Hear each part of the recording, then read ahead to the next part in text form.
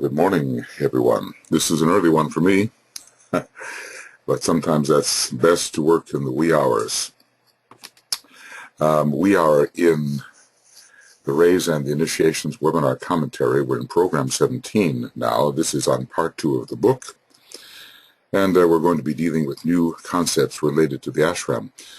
Master DK tried to clarify for us how we should not think of the ashram and how we should, and there are many such examples in his chart. The concept of a college group, of a band of workers, or of a number of men and women working under the supervision of a master is too apt to color your thoughts. So that's how he, while there are perhaps some elements of truth in this is how he prefers for us not to think of the ashram. On the other hand, the complete freedom from all coercion or from any supervision of daily life, the instinctive reaction of all within the ashram to the ray influence and to the breath of the prevailing will, as it is called, is something very different. And this is what he, in this direction, he seeks for us to understand. This idea of freedom, so Uranian and so important, so we do not sort of mind each other's business and expect also that the master will be minding our business in terms of our daily life. This is a great error, and there are many funny stories about spiritual people checking in with the master about very mundane things. It's as if the master could decide or would decide on those issues. Anyway, we're on page 379, and this begins with a list. In our next section on the dual life of the initiatory process, the newer concepts may emerge more clearly. And then these are the newer concepts, and he has certain points he wishes us to bear in mind, and there are quite a number of them. So let's see what they are and try to implant them in our mind. The great ashram, the hierarchy, is composed of many ashrams, creating an invoking area of relationship for Sanat Kumara. And one of the things that this means is that Sanat Kumara can invoke the many assembled and related ashrams. And there are times when he absolutely must do this, and when, for the reason of purpose and to inspire the plan, he must attend to the condition of his ashram, which is this united hierarchy in all its various parts. And of course, the smaller ashrams, the great Ray Ashrams, and even, those particularly, can invoke the presence and can, through their leading Chohanic members, perhaps there's only one, the head of the ashram, invoke more and deeper understanding of the purpose. The Christ, number 2, the Christ aided by the Manu and the Mahachohan, is the coordinator of the entire life of the great ashram, and DK also used the word director. So I suppose the supreme director is Sanat Kumara, but second to him is the coordinator director, the Christ, helped by 2 other fellow coordinators, the Manu and the Mahachohan on the first and third rays. And 3 great lords.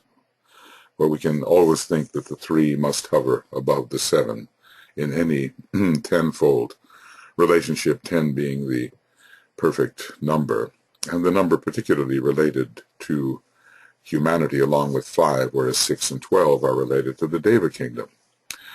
The number 3, the personnel of the great ashram is today entirely provided from the ranks of humanity, and this was not so in earlier cycles.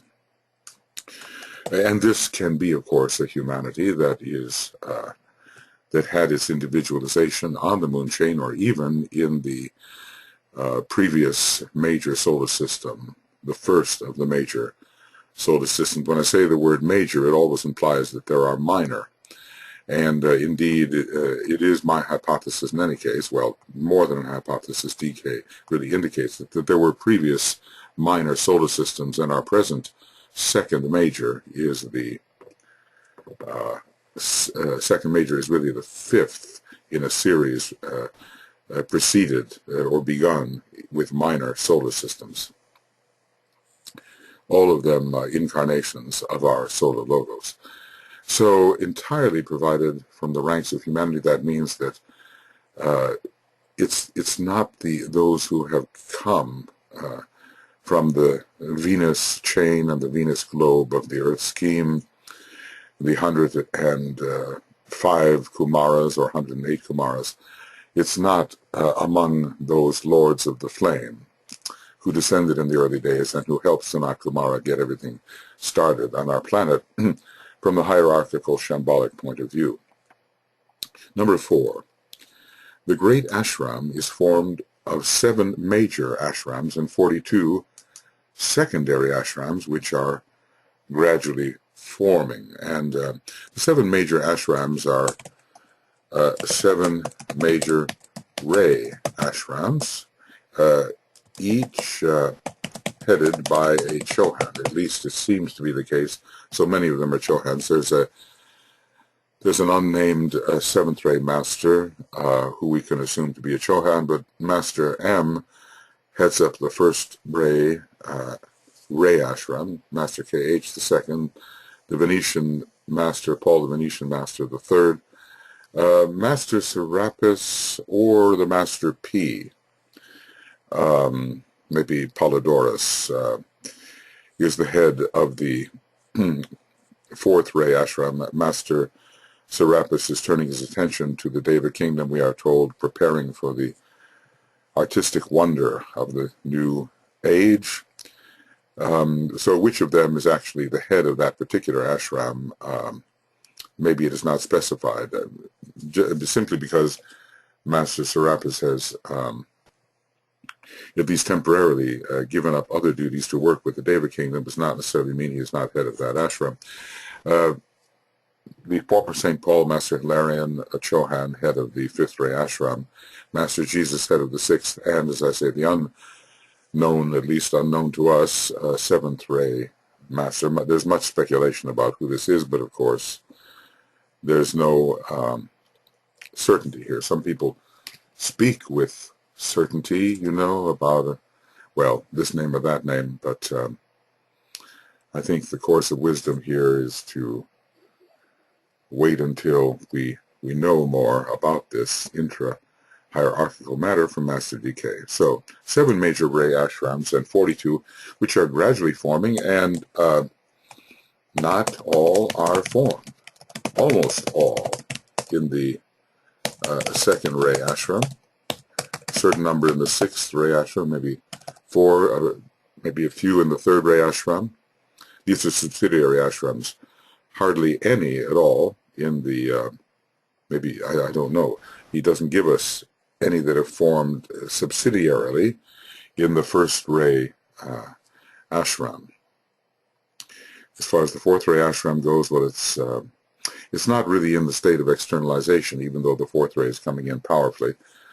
Ever since 1924, it says, or 25, around that time, and much more so from its monadic aspect, starting from 2025. And of course, the subsidiary ashrams could possibly form, and the ashram itself not be in manifestation or in expression in a particular cycle. On the other hand, filling the members of the ashram would probably proceed best if the ashram were in manifestation and its ranks could be filled from those who are actually undergoing incarnation on that particular soul ray. So we'll have to leave that up in the air for the moment. Number 5, the entire ashram is a unity, for the ashramic life in its differentiated groups is guarded by a ring pasnat caused by, I suppose, by the radiation of the master, which is a reflection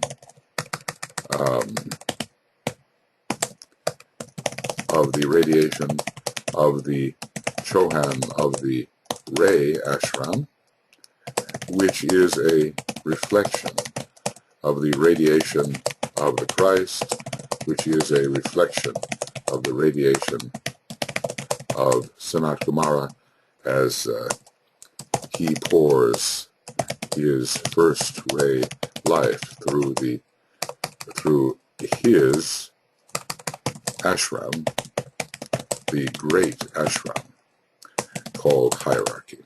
Okay. So it's guarded by a ring pasnat, and it cannot be violated, such as the strength of the master as the monadic director at the heart of the ashram. And unity and harmony are of the greatest importance within the ashram, any ashram. So if we were to talk here of the lesser ashrams, then what I just wrote in red might apply, or of a Ray ashram it might apply, but DK is also speaking of the entire great ashram, I suppose, and it has many differentiated groups, and we presume it has really 49 differentiated groups, 7 of them being major. Okay. This ring pasnat is provided by radiation, as explained above, and with the emanating source of this radiation coming from SK. This is the enlivening, cohering radiation.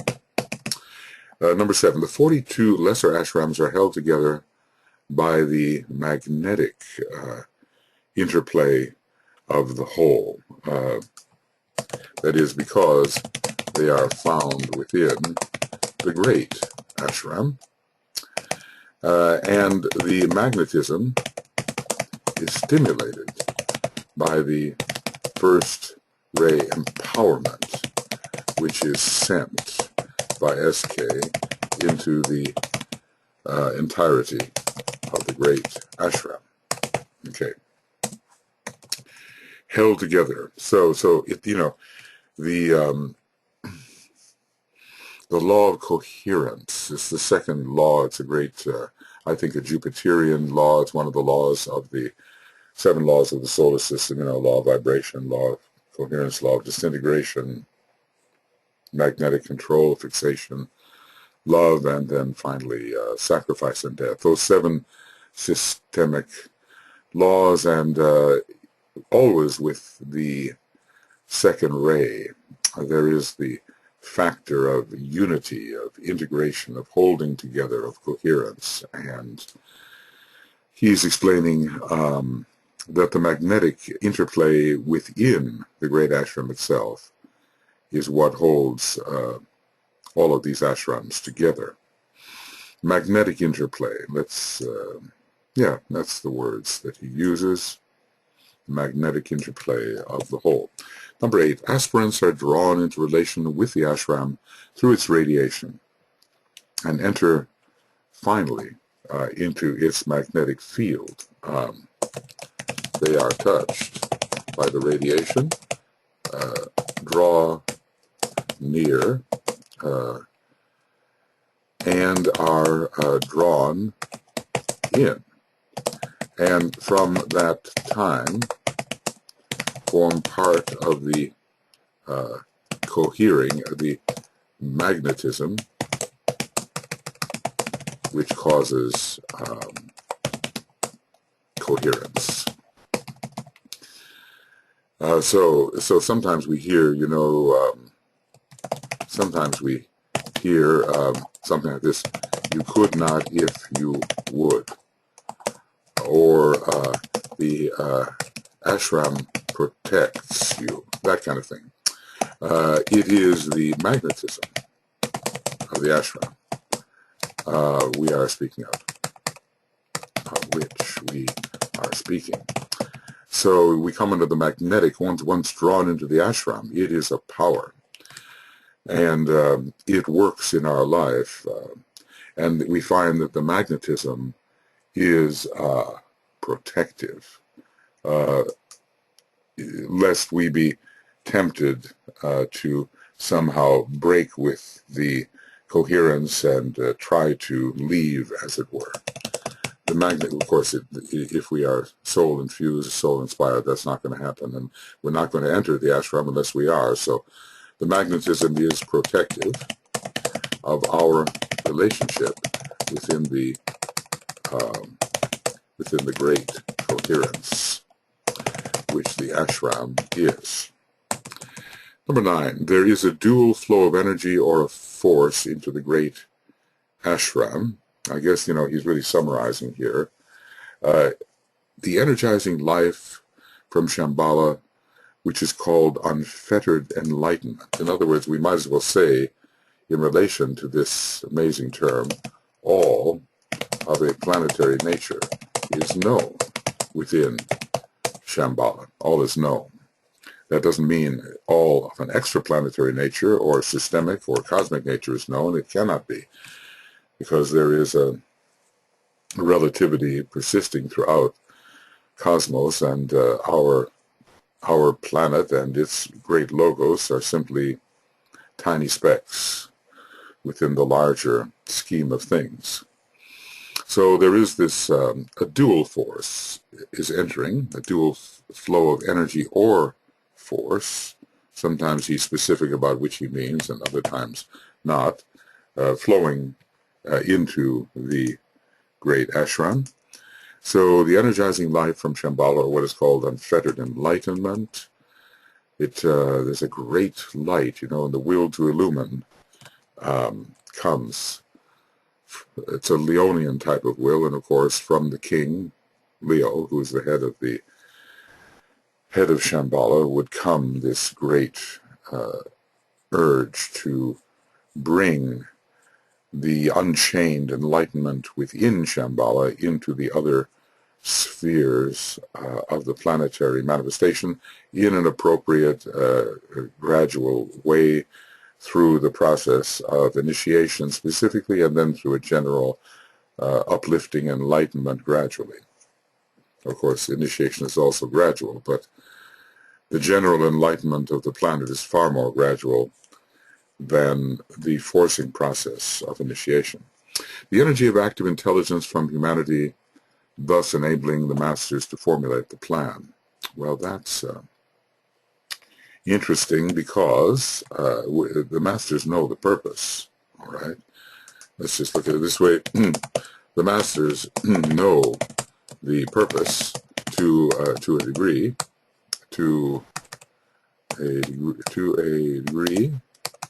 DG.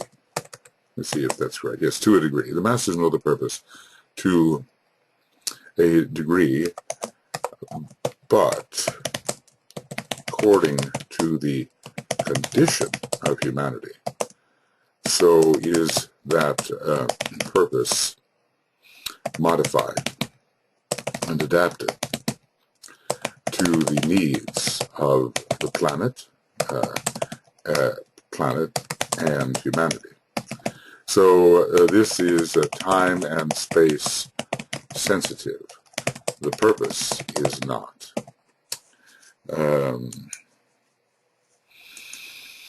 Yeah, so in other words, the masters need the constant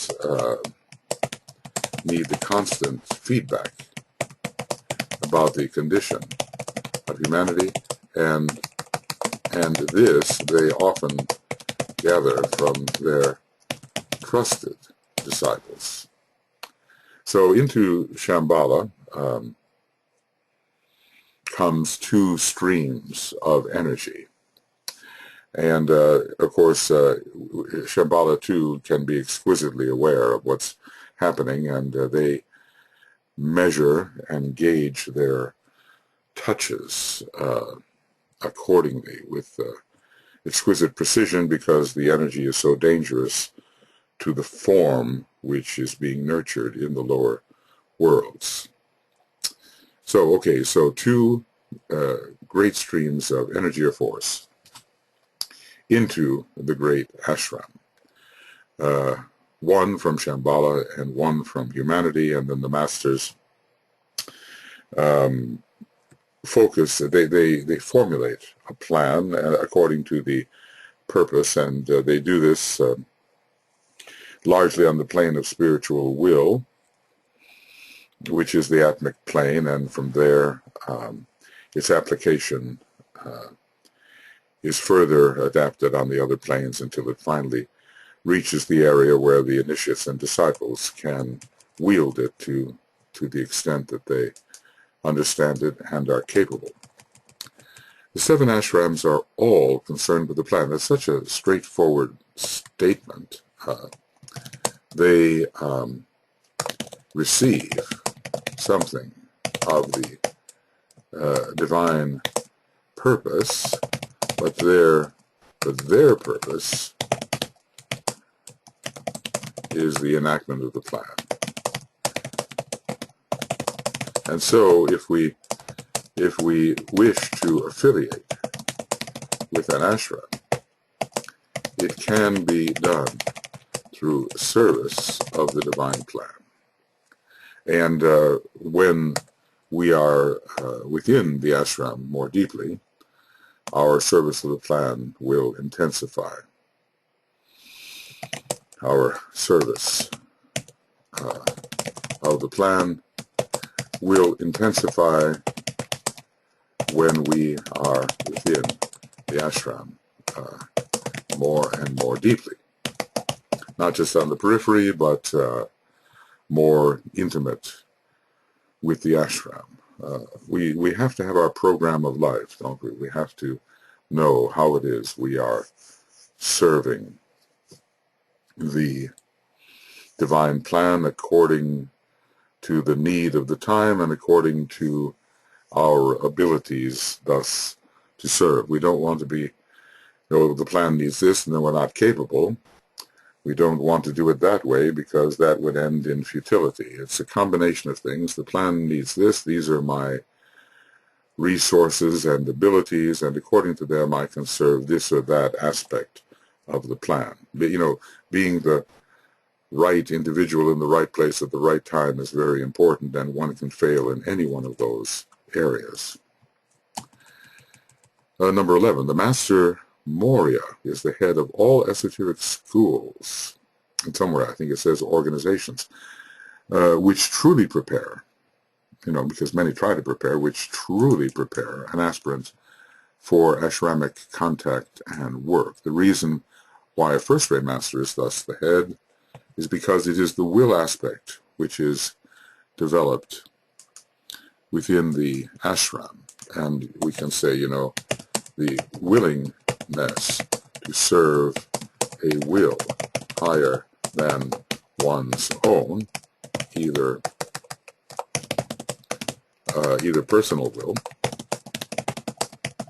or egoic will. I mean, it is possible, TK has discussed those circumstances in which an individual seeks to express his soul, which is a good thing, of course, but it is not the same thing as necessarily expressing the plan at the time when such expression is needed in the way in which it is needed. So there can be a contrast there. So the Master Moria is head of all esoteric schools which truly prepare an aspirant for ashramic contact and work. Master Moria, contact with him definitely, we're told, contact with Master M definitely strengthens the will of any aspirant or disciple. And so, really, if we are going to do our work within the ashram, our will must increase. And this is the kind of will which is a reflection of the kind of will expressed by the Lord Maitreya, the Christ, in the Garden of Gethsemane. Not my will, but thine be done. So it is profound willingness to allow the greater will and purpose of Sanat Kumara to direct one's efforts as a soul and as a personality. Of course, by that time he had no personality except that of his own making within his Maya Virupa, but still we are told he had a plan of his own for the redemption of humanity, but there was a greater purpose which had to be worked out through a different type of plan that was conferred upon him by Sanat Kumara. This is the kind of will we need. We need the willingness to do what the ashram needs. And that, of course, is directed by how the head of the ashram is related to hierarchy and how hierarchy is related to Shamballa. It is the service of the plan which binds the 7 ashrams with their subsidiary ashrams into one great ashram. So this is such an important statement. You know, what really holds all of these ashrams and sub-ashrams in cohesion, and it is service of the plan which holds all the major ray ashrams and lesser ashrams in cohesion. So service binds the service of many different types of service, or service binds together, let's say. And let's say the will to serve binds together the service of the many different types of service, and of course practical active service can only strengthen this. Number 13, it is only within his Ray Ashram that the will of the disciple is developed. There are 7 different types of will.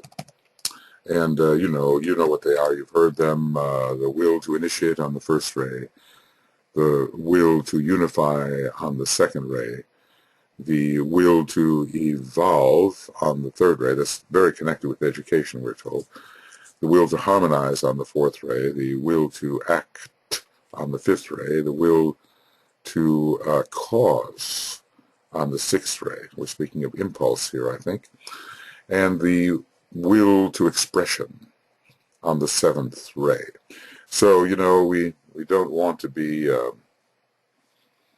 the wrong place. Some people drive themselves to the periphery of different ashrams because there's something in their nature which affiliates with that ashram, but it's not necessarily the soul ray, or it's a premature expression of the monadic ray. So it is within our Ray Ashram that the appropriate type of will is developed. And otherwise we have a mismatch, and we're not going to develop as rapidly and as well-directedly as we should. So it does no good to force ourselves to adhere to a program which is not our own.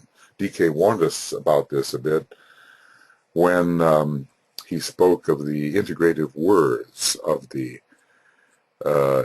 techniques of integration, you know, and he said, well, here's this first ray integrative word, inclusion. It works for the first ray types in the process of integration, but if the person on the first ray who has a strong personality bias seizes upon this word, he will render himself to be a center of inclusion, you know, which rather defeats the purpose of the true meaning of inclusion. And let's say stillness is the integrative word for the third ray. The third ray type, whose personality is too strong. Of course, these are soul formulas, you know, so we're talking about the third ray soul, but when the personality appropriates the soul energy, the person is liable to, he said, descend into the sloughs or sloughs of lethargy and inactivity. So the personality can always misinterpret, and it is therefore advisable that we are very clear about what our ray may be and how to apply it in a constructive manner and not in a separative personal manner. Okay, number 14. The magnetic dynamic energy of the first aspect of divinity is found at the heart of each of the 7 ashrams, fed from a reservoir of energy which is found at the heart of the great ashram itself. And we've been sort of saying the same thing in a less elegant manner, but and this reservoir is fed by a stream of energy from Shamballa. He's been saying this. So, you know, basically we're looking here at a summary of ideas which have been expressed above, but here are being expressed so succinctly that they will somehow be better remembered. The magnetic dynamic energy of the first aspect of divinity is found at the heart of each of the 7 ashrams. And of course the master is at the heart of each of the 7 ashrams, and he must somehow appropriate this first ray energy. That is his position within an ashram, regardless of the ray that he is expressing. Fed from a reservoir of will energy, which is found at the heart of the great ashram. Of course, the Christ himself must appropriate this will energy, and we are somehow told that his reappearance over a long period of time will carry much of this energy of will. We also have to realize that in each one of our chakras, the will energy will make itself felt through the central jewel of that chakra. So it is this animating, vitalizing, living, enlivening energy which is stimulating all the other aspects which also manifest through a particular chakra or center. All right, let's move on here.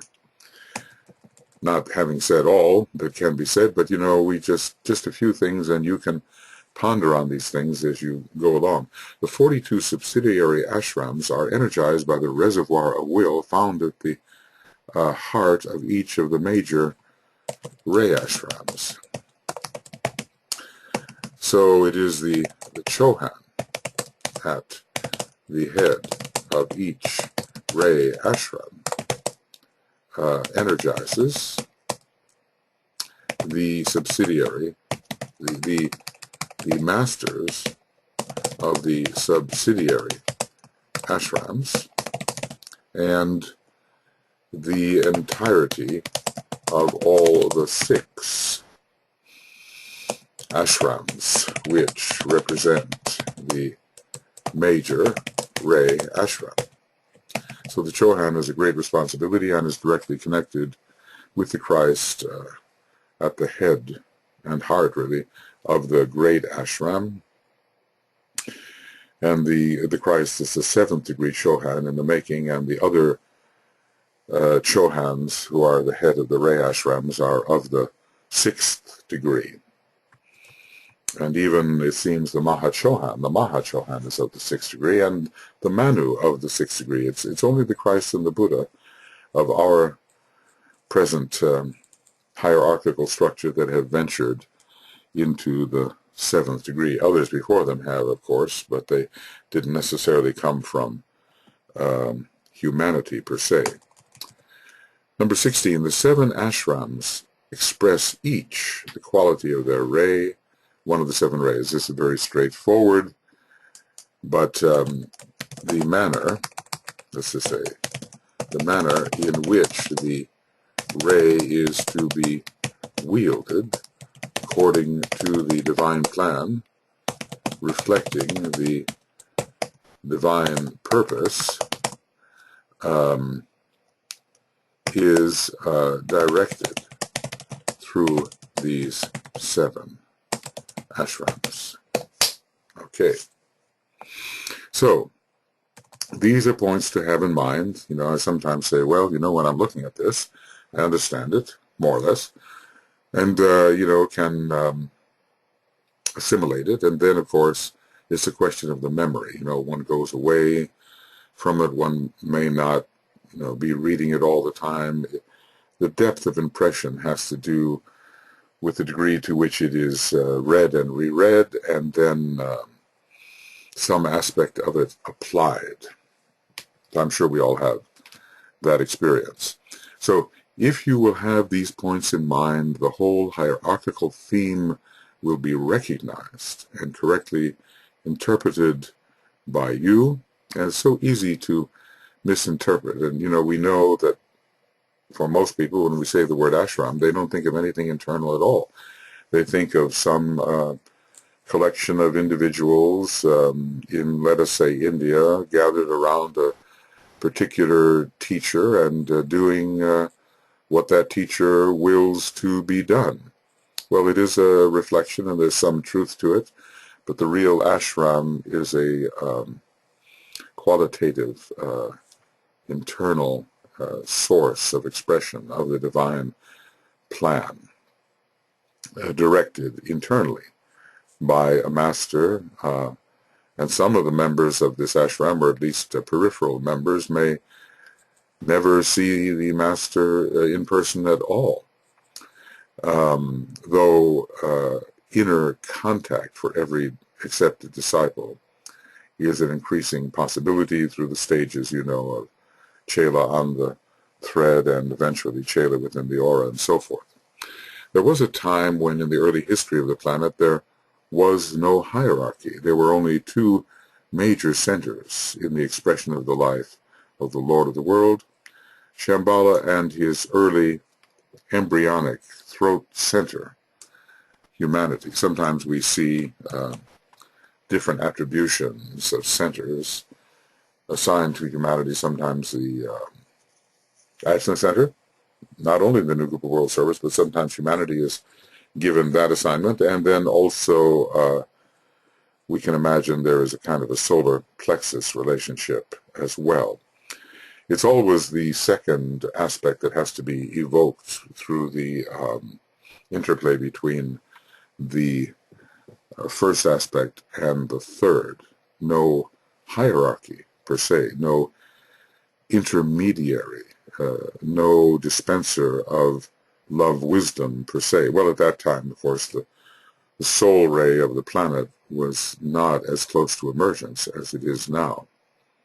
So the one of the 3, which interestingly are rays, definitely connected with our planetary logos, whose monadic ray is the first and whose personality ray is the third, thus Shamballa and humanity representing them. Those 2 rays certainly had a place in the beginning of the process which evoked the hierarchy. But there was no humanity such as we now know it, but only something so primitive that it is well nigh impossible for you to grasp its significance or factual expression. Maybe there were some human beings who had come from the previous solar system. We're told actually they were there before individualization actually occurred, but even by our standards, I'm sure they were very primitive. And you know, the idea of primi, that it's that which comes first, and it relates also to the primates. So perhaps some relation to what we call today the great apes, although, you know, not a precise relation, but maybe some relation in form was to be observed. One day we'll see all this through the accurate reading of the Akashic records, and we'll know. Meanwhile, we have the blessing that this material is conferred to us by reliable sources who, in fact, do know. So there was no humanity such as we now know it, but only something so primitive that it is well nigh impossible for you to grasp its significance or factual expression. But the life of God was there, plus an inherent urge, probably in humanity itself, and a dynamic pull. You know, the radiation of Shamballa had to pull. And remember, you know, this would have been the condition necessary at other times for individualization to occur, as there was not always an intervention by solar angels representing the second aspect of divinity. So that dynamic pull, I mean, it's not how it happened on our planet apparently, but the dynamic pull and the inherent aspiration or uprising urge of humanity and the dynamic pull of Shamballa, that kind of interplay set the stage for a type of individualization, we are told, that occurred on the moon chain, and well, we don't know the kind of individualization that occurred in the previous solar system, but we do know that the moon chain is a pretty faithful, well, it's at least a partial representation of that moon chain, of that previous solar system. So the methods there, and the two of them, may have been similar.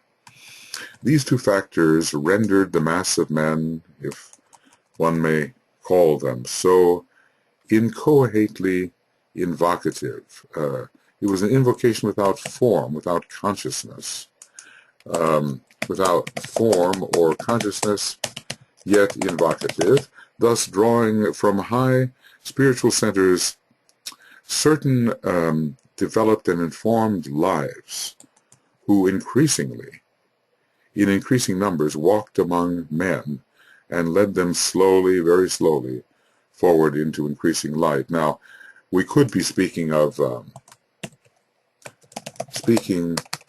let's just say, solar angels did walk among men as God kings. Let's just say solar angels did walk among men as God kings, but so did the Kumaras, who came with Sanat Kumara to our particular planet.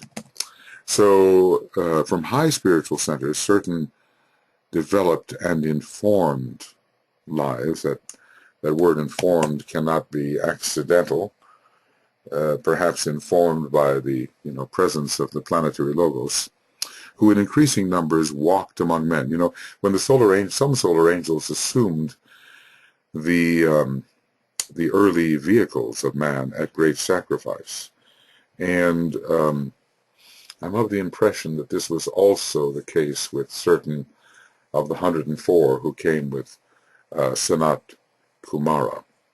Anyway, from whichever source it occurred, the God Kings appeared, and slowly, very slowly, led the primitive humanity into increasing light. The early history of hierarchy, now, those who teach, those who descended and who taught and led are probably what we will call members of the early hierarchy. The early history of hierarchy falls into two historical eras in the process of its becoming a mediating center. Now notice it's still the early history, it's not hierarchy as it is now, so it's two divisions of early history. Okay, so the early history of hierarchy falls into two historical eras in the process of its becoming a mediating center. We remember, that it was Shamballa, actually, that was first manifesting as or within the temple of Ibez or Ibez in South America. And we don't hear that that was the center of hierarchy per se. It was actually Shamballa, and I think, so many of the indications of South American esotericism as found, recently among the Incas and the Mayas and even the Aztecs, maybe were distant offshoots of that original impulse. So anyway, the historical periods. First, the time when the relating, mediating, and lightening correspondences to those we now call the masters trod the earth with men and were not withdrawn and apparently invisible, as is now the case. Notice he says apparently invisible because for those who have eyes to see, they are not invisible. So there was sort of what we might call immediate in-person guidance. And I think some of our mythology relates to this period in terms of the really great personages who were the teachers and guides of men. Their task was to bring the primitive intelligence of humanity to the point where there could be the presentation of the plan with eventual cooperation. How primitive this intelligence must have been, I think, considerably so. DK at one point tells us that, that without the help of the solar angels, at least he implies this, that even those who individualized on the moon chain and came to the earth chain would be far behind even those who are among the most primitive today. So it kind of puts things in proportion. Of course, naturally there would have been some more developed egos. You think about how the Buddha had achieved virtually the third initiation, though it could not be conferred before coming from the moon chain to the earth chain, and there were probably others as well who were highly unfolded egos. In occult parlance, their work was the establishing of a rapport between the unrevealed second aspect, to which they were responsive, being members of that early hierarchy, and humanity. In this they succeeded, but the matter quality, aspect and quality, that of active intelligence, was so strong that the second historical phase became essential. So, on this planet, with its second ray soul, the second aspect simply had to emerge. But we were in a time in Lemuria when the third aspect was very strong, and there was much in our planetary life which still related to the third aspect. So let us see. They did establish a rapport between the unrevealed second aspect, let's call this the latent soul. Okay. It's not going to let me do this in red. I don't know why. There we go. The latent soul and the very strong personal intelligence aspect. I don't know if there were really personalities at that time per se among this type of man, but certainly the third aspect of divinity was emerging. So then the second aspect came into existence in order to become prominent eventually over the third aspect. The time when the hierarchy was created as we know it today. The heart center of Sanat Kumara came into its own life, formed its own magnetic field, possessed its own ring past knot, and became a dynamic mediating center between Shamballa and humanity, all to nurture the emergence of the soul aspect or second aspect of divinity in humanity. So it wasn't enough simply to walk among men and to instruct them, but a heart center of Sanat Kumara had to emerge in a great power to have its effect on humanity, which is so much ruled by the third aspect, and as we know here, intended to become the throat center of Sanat Kumara, and the throat center is primarily ruled by the third ray. So all of this is about the early history of hierarchy. The gods walked among men, and then the inner center, the hierarchy as we know it, was formed, and we're not told exactly when. It has often been told in occult and theosophical literature that the hierarchy withdrew as a penalizing measure because of the wickedness of man. This is only superficially true and is an instance of a man-made interpretation. It is interesting that DK corrects many theosophical misconceptions, but of course the theosophical work had to be done first before the correction of misconceptions became possible. This is only superficially true and is an instance of a man-made interpretation, giving us the first example of the fear and punishment psychology, which from that time on has conditioned all religious teaching. Well, we certainly see that, if you don't do thus and so, you will not get to heaven. You'll be forever damned in the most fearful conditions. It's not exactly something we would expect to be administered by an all-loving God, a God who is love.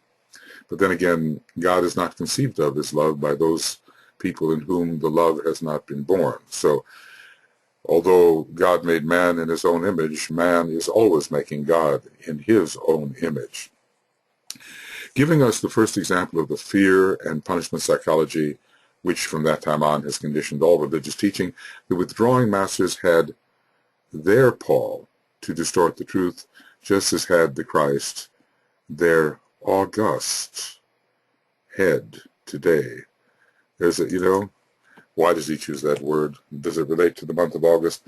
Actually, at one point it does when he talks about the Sirius festival and the festival in Leo. He uses the word august. The truth was far otherwise, and there will always be ready someone who is related to the greater teacher, but whose abilities to distort are far too much in evidence, and with great zeal the distortion proceeds. And, it makes me wonder, who was this? And what was the distortion? The distortion was, I suppose, you have sinned, and your punishment is the withdrawal of hierarchy, and unless you fear the greater source in the proper way, you will be punished forever. All right, well, we can smile at these things now, but there are millions, even billions on our planet right now who are not smiling at these things. This is what they strongly believe. The time came in those distant ashrams when a certain percentage, the time came in those distant eons when a certain percentage of human beings reached, through their own efforts, the stage at that time demanded of preparedness for initiation. So at that time demanded, what DK is basically saying, it was a lower stage than now demanded.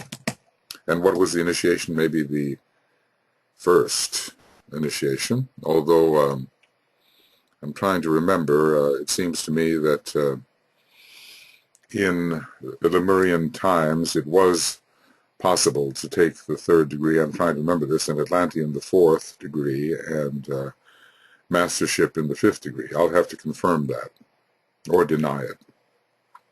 So a certain percentage reached that point, and DK sometimes tells us about the history of the Jews who came from a previous solar system and how three very advanced disciples became somehow the founders of the mysteries, even though they could not pass at that time through the door of initiation. They have now passed, he tells us, but at that time they could not. Okay, so this attainment, and it is through their own efforts, and we always realize that strenuous and abnormal efforts are required of those who would be initiated and who would, unfold the sacrifice petals, strenuous and abnormal. This attainment brought some surprising results. It became possible for certain of the masters to return from whence they came. Now, does this mean that those who walked the earth could repair or return to their originating center? If these were Kumaras, let us say, could they then focus their work on the inner planes? Number two, it became necessary to provide conditions where these men accepted for unfettered enlightenment the shambolic, let's call it the eventual shambolic bestowal, could receive the needed training. So, let's just say that schools of the mysteries were needed. And number three, the process of creation had reached the evolutionary stage where the centers of the Lord of the world were differentiated. So humanity, hierarchy, Shamballa, and other centers. Function and radiatory activity were established, and this produced a stronger pull and placed the hierarchy at the midway point. Where before that time it was simply in process of growth and incipient and not necessarily completely differentiated, nor its radiation complete and effective. A station of light and power was formed, and this was made possible because humanity could now produce its own enlightened ones, and were no longer, I think, dependent upon the Kumaras who were the members of Shamballa. So a station of light and power. Okay, this station was hierarchy. So a stronger pull and placed higher. The human beings could emerge into the middle center, into what was the incipient middle center. Human beings could emerge into the incipient middle center. Okay, could emerge. So this is interesting, this ancient history of it. So it was, these are the results of the attainments of the primitive, well, maybe of the no longer quite so primitive men of the period. Certain of the masters could return from whence they came. Does this mean the Venus chain? I mean, because if they were members of the Kumaras, did they remain where they were, or could they return to their originating point in the second chain and second or sixth globe? The Venus globe, depending on how you look at it, second or sixth. And so the central training schools had to be established. Some masters could go back, and some of humanity could form an intermediate teaching center. An intermediate teaching center, strongly simulated from Shamballa. Okay. Now, we'll just continue with this. We're just about at the hour point, but I seem this morning to have a little more time, so we'll make maybe a 2-hour program. We'll see. These two historical periods, not events, except insofar that all time is a sequence or pattern of events, which really, events are perceptions. I'll just say that, events are really perceptions. They would not exist unless they were, unless there were registrations. All that is happening in the great wholeness is perceived by those who cannot conceive or perceive the entirety of the wholeness. And so those limited perceptions become events, and then they are registered one after another in a sequential manner, because the perception of the lesser beings is not adequate to hold the entirety as one registration of an all-seeing eye. So these two historical periods covered vast cycles. We're dealing with 21 million years here. 21 million years ago approximately, the individualization of true Earth humanity began. It didn't all occur at that time, because it continued over a period and even into Atlantean days. So it covered vast cycles. Eon by eons, the work went on until we have today the three major centers in the planet. So let's just say that Sanat Kumara's centers were not immediately differentiated, but over time became so. So we have the three major centers on the planet today demonstrating great activity, much more closely related than ever before. I've shown you the picture of the interrelated triangles, and how in the future Shamballa, hierarchy, and humanity are each to be connected by arrows moving in two directions. And it was not always so. But there was a shambolic there was a striving in these early days toward Shamballa by humanity. That's what DK called the urge here. So today, much more closely related, and now ready to enter a third historical period of mutual interplay, I think, between all the centers. And I will just put that down. Play between all the centers, at least the major three. In this coming cycle, we shall see the first stages of the great spiritual fusion towards which all evolution tends. It will take the form of the externalization of the ashram, the great ashram, so that the hierarchy, or the center where the love of God is known and the purpose of Sanat Kumara is formulated into the plan, this marvelous definition of hierarchy, the center where the love of God is known and where the purpose of Sanat Kumara is formulated into the plan, so that the hierarchy and humanity will meet on the physical plane, as in ancient days, but now much more intelligently, and occultly know each other.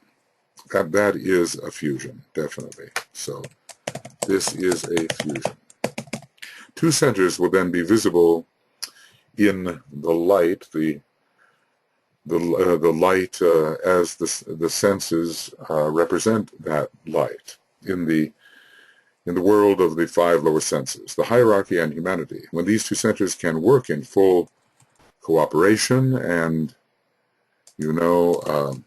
this will not be an immediate achievement, then Shamballa will take form and will no longer be found existing only in cosmic etheric substance, as is now the case, but into our systemic ethers it will descend. Now, this is interesting, because in the Gobi Desert there's said to be the White Island, and we're told that when we can develop etheric vision, we will see it.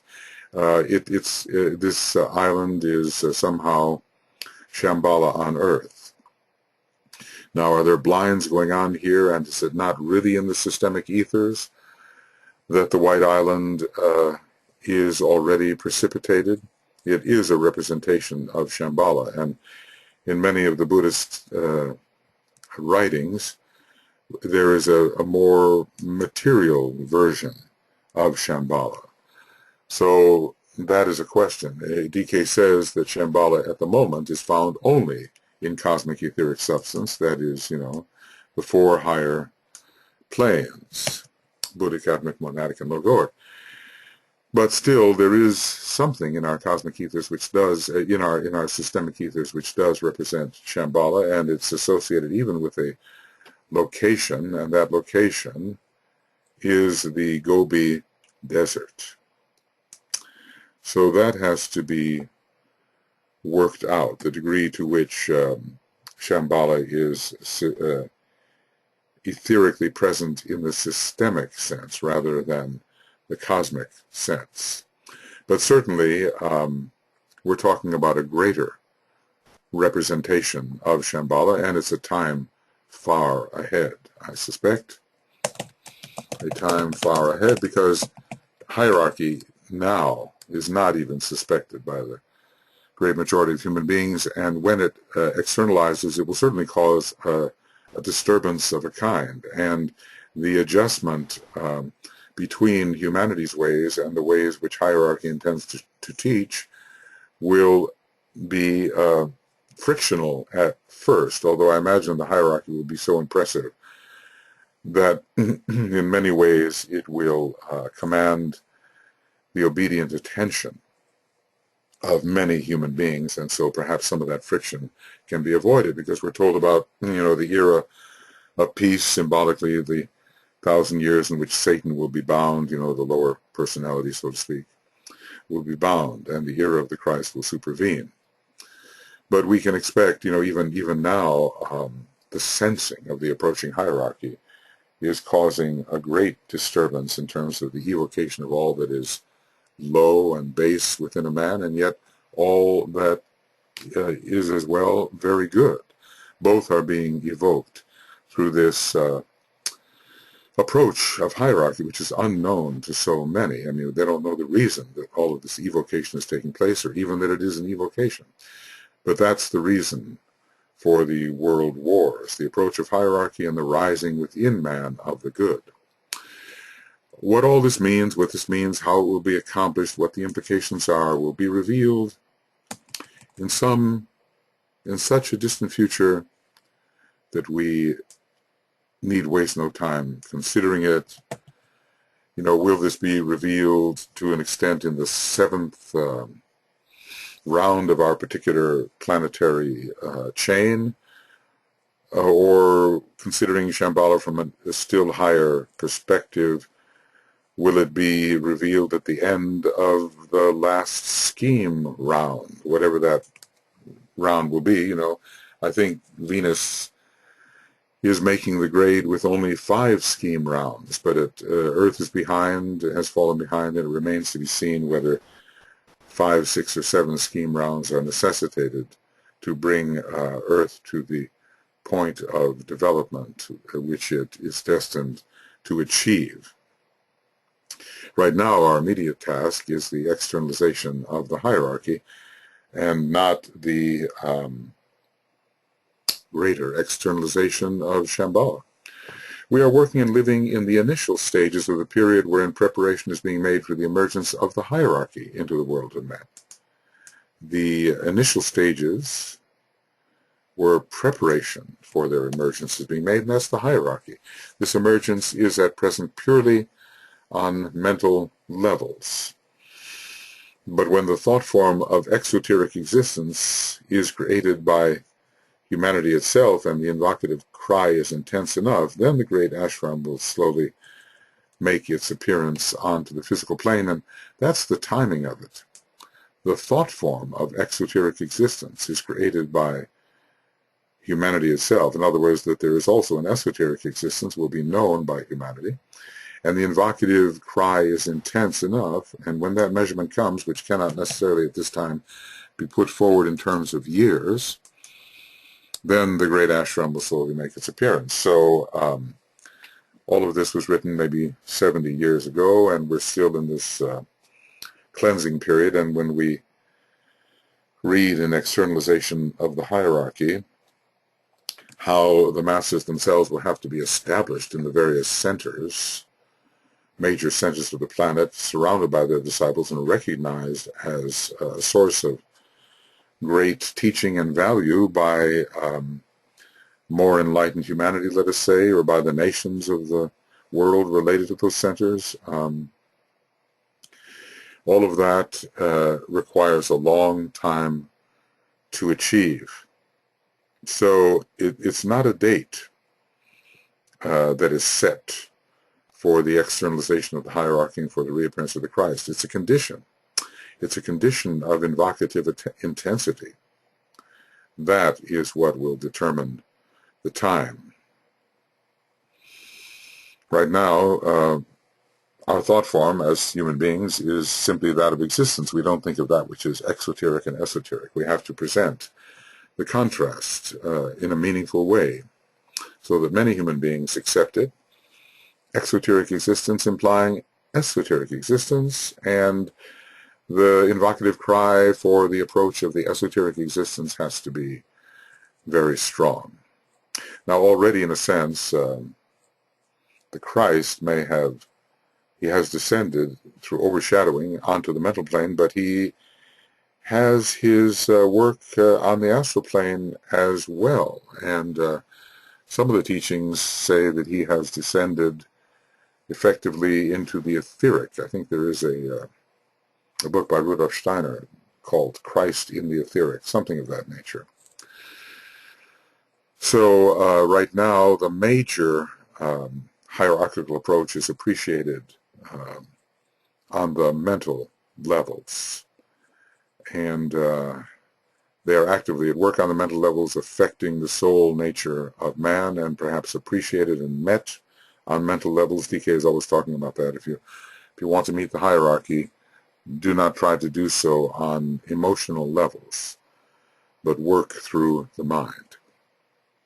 Okay, so on that plane, the distinction between the two centers will be preserved, but the inner relationship and spiritual fusion will proceed. So the distinction between the two, this may even have to do with where and how they live. Even now, as the hierarchy, as members of the hierarchy are here and there, in their Maya Varupas, or physical bodies, there is a great protecting going on related to where these members of the hierarchy may be located and where they go and what they do. And the distinction will be preserved, so they will have their center. The Christ is in process of determining where a great center shall be placed for the externalizing hierarchy. Maybe one initially, and maybe more, necessarily more later. You kind of wonder whether New York is a candidate for this, but maybe or maybe not. Certainly the fact that the United Nations materialized there is, I think, an indication.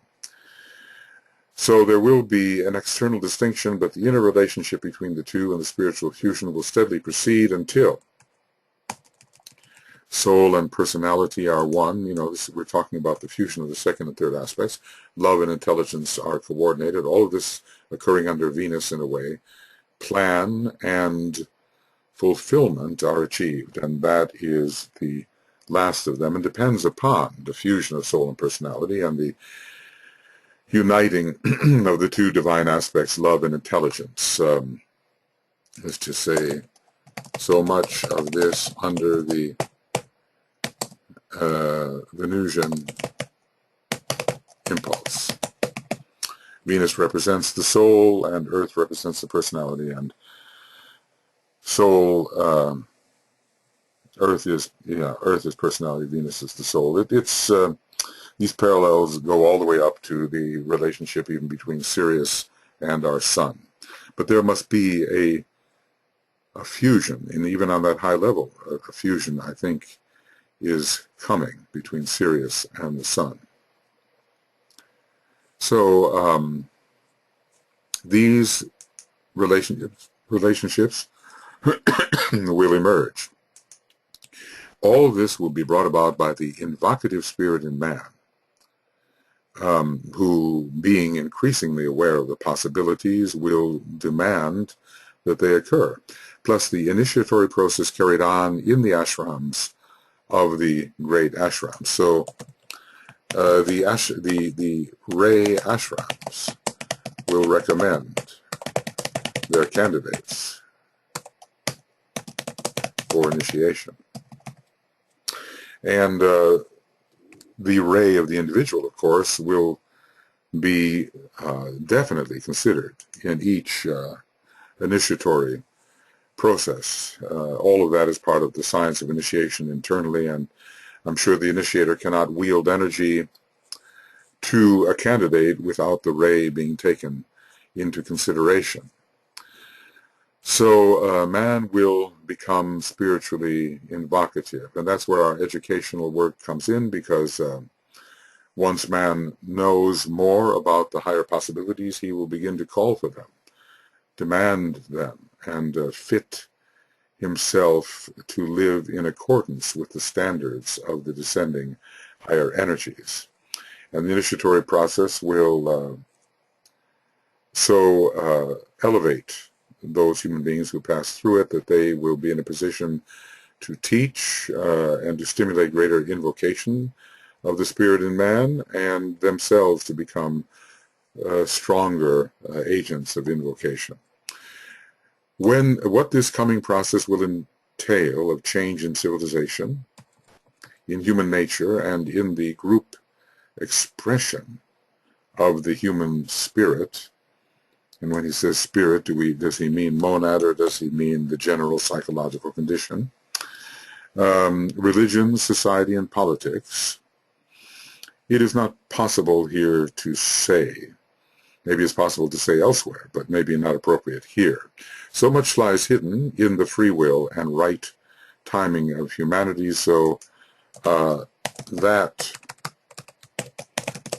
which will emerge is not precisely known. But the possibilities are there. DK and the other masters can sense many possibilities.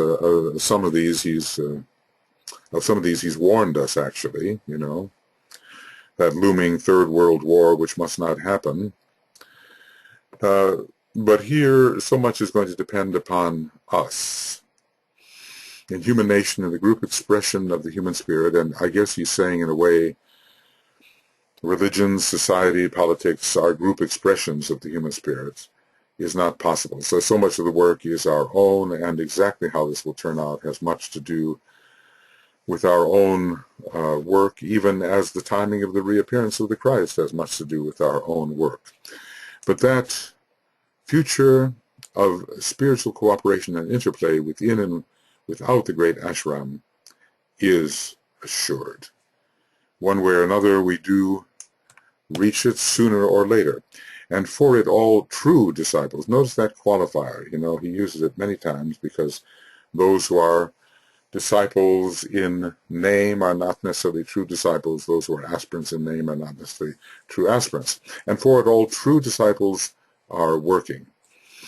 The future of spiritual cooperation, and we say between the second and third aspect of divinity, second and third aspects of divinity, in other words, between hierarchy and humanity. The world situation, remember this is written from 1946 and onward to 1949, the world situation today is therefore one of great interest. Humanity, the world disciple, humanity is becoming the world disciple, and will before long be the world initiate, and this does not mean that all human beings are disciples, or that when the first initiation of humanity is taken, that all human beings will be first-degree initiates. No, it just means a sufficient number within to stimulate and orient the whole group towards higher possibilities. Humanity, the world disciple, is in process of recovering from a major test. This was the Great War from 1914 to 1945. Remember, all of this began to be written in 1946, prior to a great step forward towards a conscious approach to more spiritual living. So this is the Great War, and 1914. This is the 100th anniversary of that, to 1945. And it's going to be, you know, not just a vague, inchoate, wishful approach to divinity, but a lawful, rhythmically well-timed, and semi-enlightened approach, a conscious approach to more spiritual living. That possibility will be believed in by a sufficient number to affect an important trend in society, and it will not be along the lines of the ancient and fading religions which are battling it out at this time. This factually means a definite approach to hierarchy, and especially, you know, we have the full moon approaches as the outer, well, it's more than a symbol, but an outer mobilization of energies. The approach is more complex than that and has to do with so many interior adjustments made by individual aspirants and disciples. But in general, this outer quasi-religious approach is really a scientifically religious approach to invocation and evocation, will be important for humanity approaching the hierarchy. In the meantime, that hierarchy is orienting itself to a much closer rapport with humanity, and this occurs, of course, on inner levels first, right? Of course, occurring on inner levels first, and to an interior reorganization which will make it possible to admit disciples in large numbers into the great ashram. So it's a dual process. It's a process of going forth and a process of preparing for receptivity, and that of course will cause the necessity for many adjustments. You know, the DK sometimes uses the word disturbance, and the new disciple in the ashram inevitably creates some kind of disturbance which has to be offset. And just think about large numbers entering into the great ashram. So an interior reorganization and a reorientation outwardly for hierarchy. This will lead to the implementation of the lesser ashrams, in other words, the formation of them. The formation, well, let's call it organization, or formation, and organization of these lesser ashrams. Again, not all of which are formulated yet. And also to a preparation for the transmission of more of the will energy through the great ashram into the throat center of Sanat Kumara humanity. And, you know, since this was written, we have had 2 Shamballa impacts, 1975 and the year 2000. So we've had to deal with the impact of powerful will energy, and our reactions to it have been diverse depending upon the quality of the form. Obviously, there's so much disturbance in the world today as those who are more personality-oriented are responding to the will. So the personality will is strengthened, but also the soul will must be strengthened, and the will to good in those of a more advanced nature. And these 2 types of will are contending even now. And sometimes it looks as if the personality will is out of control and far too strong. But we have the faith that humanity will mobilize against the shocking application of strictly personality will, and be able to express the will of the soul, which is at this time towards unity, the will to unify on the second ray, the will to create one cooperative world. And the expression of this is at least through the idealism of the United Nations, and sometimes practically so. The 7 major ashrams are each responsive to one of 7 types of ray energy, and are focal points in the hierarchy of the 7 rays, and we'll say, thus planetarily related to the sacred planets. Sacred planets. Okay, I don't need to capitalize that. So every sacred planet, well, every planet really is a ray lord of a kind. Not an intraplanetary ray lord, but a systemic ray lord. The central senior and major ashram is at this time the repository of second ray energy. Now this is interesting. Can it be the repository of a different kind of ray energy at another time? Okay, well, that seems to be the implication. Anyway, at this time, the repository of the second ray. And this ray governs the second solar system, which is our second major solar system.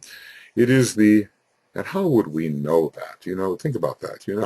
Here we are talking matter-of-factly about, the second solar system, the previous solar system, the coming solar system, blah, blah, blah, without the theosophical impartation by Master DK and KH and others. All of this would be beyond the human ken, and beyond our understanding, beyond our inference. The teaching is such an amazing gift because it's opening up worlds to us, and doing that in a very logical way, which expands our conception of meaning vastly.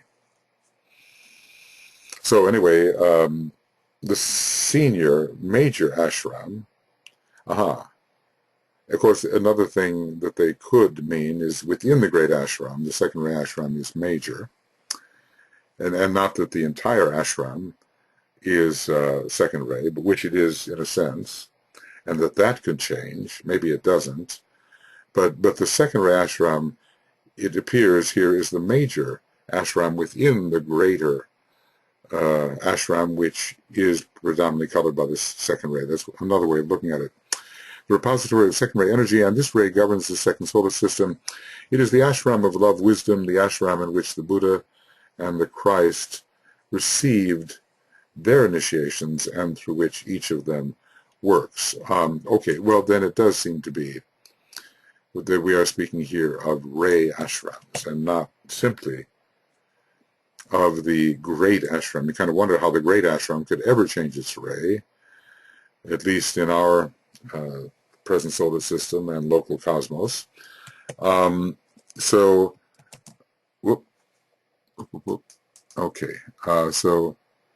we are speaking of ray ashrams, and not of the great ashram, which seems always to be on the second ray.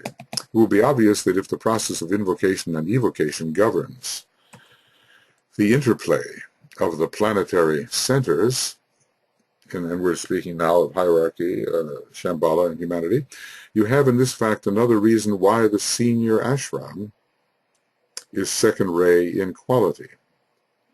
Invocation is related to radiation. Evocation is related to magnetism, and these are 2 points worthy of your consideration. When we send an invocation forth, or when a greater being sends an invocation forth, it is through its radiation. It reaches us, or we reach it through radiation. But then the response is a magnetic response. It seems that the lesser groups that are reached through the invocation of the greater are then magnetically drawn into the greater invoking source. And when we reach upward towards a higher source through our radiation, then we find that we are being drawn magnetically toward that. When it responds, we are being drawn magnetically towards that higher source. Of course, these factors I know have caused the pondering of many disciples over many years, so I'm just offering, in a sense, quite a superficial response to these key thoughts on which we are to ponder. But, the radiation is more related to the first ray and the magnetism to the second ray. And yet, we are given other ways of understanding magnetism as related to the first ray. And really, finally, a combination or admixture of the two, of the first and second ray. And maybe that's why the majority of the occult groups, which have to be radiatory and magnetic at this time, are a combination of both the first and the second ray, principally of the first and second ray. So it will be obvious that if the process of invocation and evocation governs the interplay of the planetary schemes, you have in this fact, another reason why the senior ashram is second ray in quality. So we have to have this the reaching of each center to each other center, and this is done through radiation. It's the first ray aspect of it. And then once there is a reaching of the two, then a magnetic interplay follows. And this can be said to be the evocative effect of the magnetic interplay, the evocative effect of the radiation which has gone forth. And then they are bound together in magnetic interplay. And then because of the magnetism, there will be coherence. Radiation, let's see, put it this way, radiation per se does not assure coherence. But the evocative effect of radiation is magnetic and does bring coherence between the centers which were radiating towards each other. Radiating towards each other. One day I'll learn to spell here. Okay. So what I'm recommending, and I'm recommending it for myself too, is that we really ponder on this and let the light grow and think of our own outreaching and whether we are truly magnetized by the higher center, whether we have been evoked by a recognized invocation.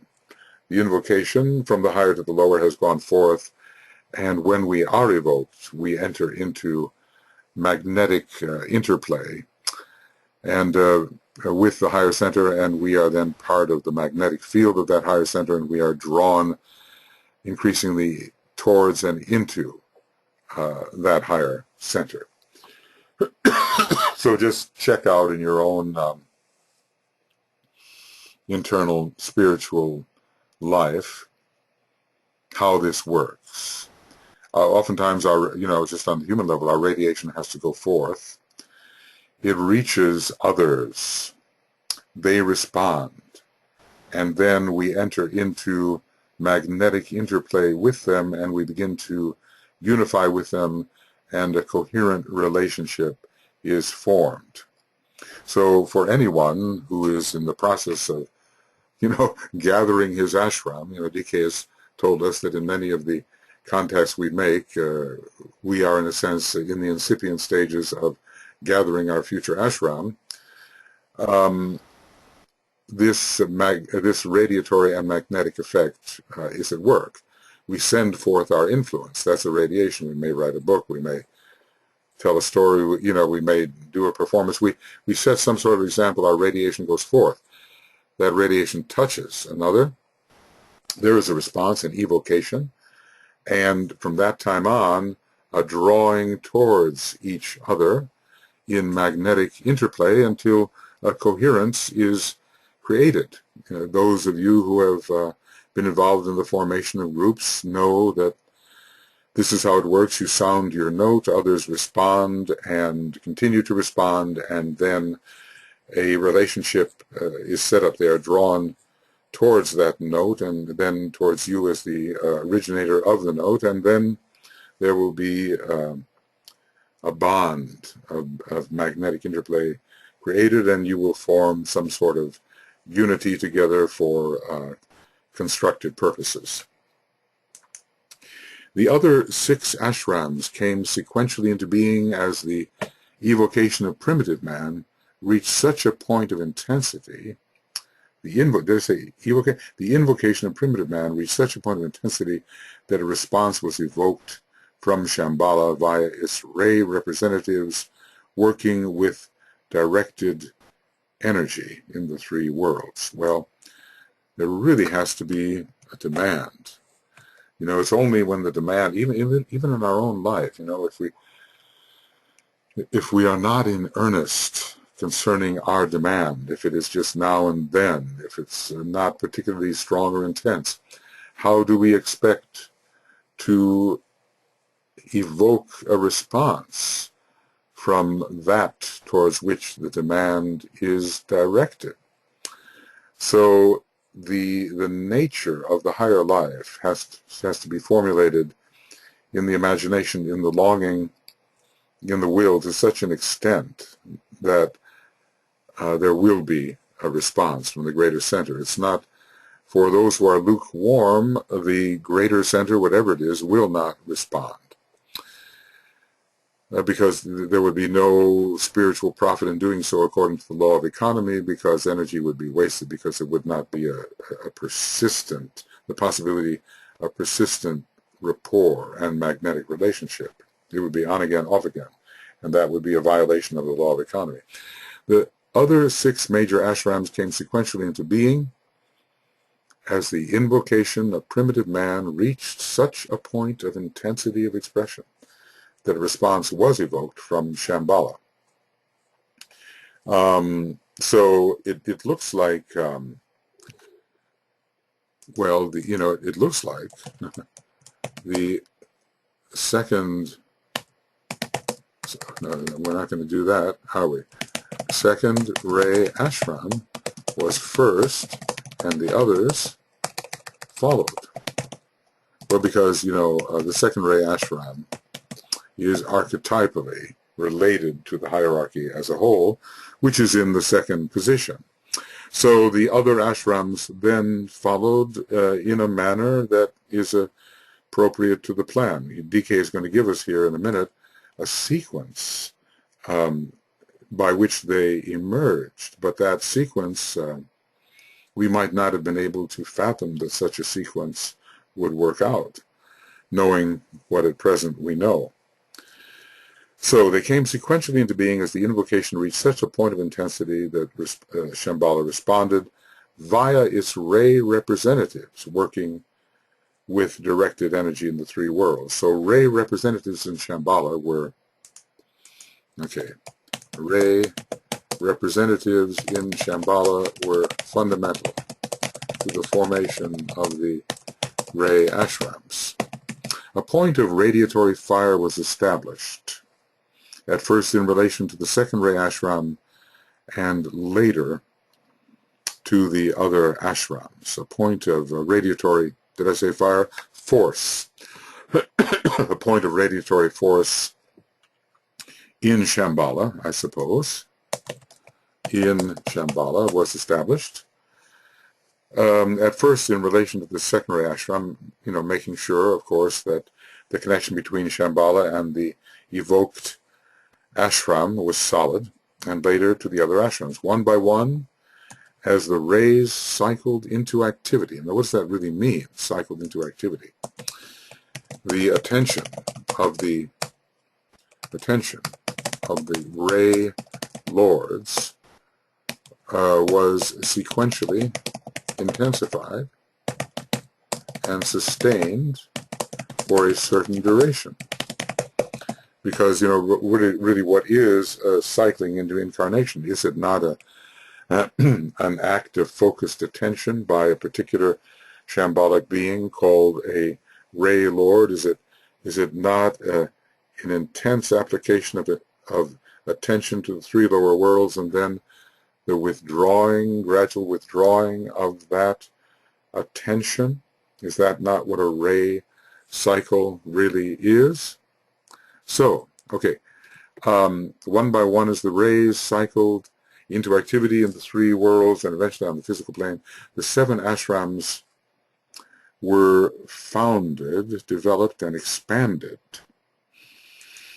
until the time arrived several eons ago when all seven ashrams were fully organized, and through them passed a steady flow of human beings liberating themselves from the three worlds.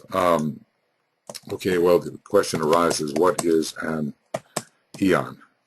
Now, this is, in this case, it is not a round, because all this is occurring in the fourth round and on the fourth globe. Okay.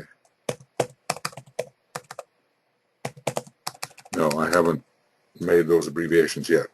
So an eon is going to have to be some lesser cycle. An eon, some lesser cycle, may be related to the precession, to the great Platonic year of some 25,000 years rounded off. So many of our zodiacal ages of some 2160 years combined together into one great Platonic year. And what is an eon? A Platonic year lasts 25,000 years, and maybe if you get 12 of them together, it'll be 300,000 years. Maybe some of those kinds of periods are candidates for what DK refers to as an eon, but really the time of initiation began in the Atlantean period. The door of initiation was really opened, and the door to the animal kingdom was closed, and maybe we cannot go any further back than maybe some 4 million years. As I said, my friend Philip Lindsay will know more about this in his Hidden History of Humanity.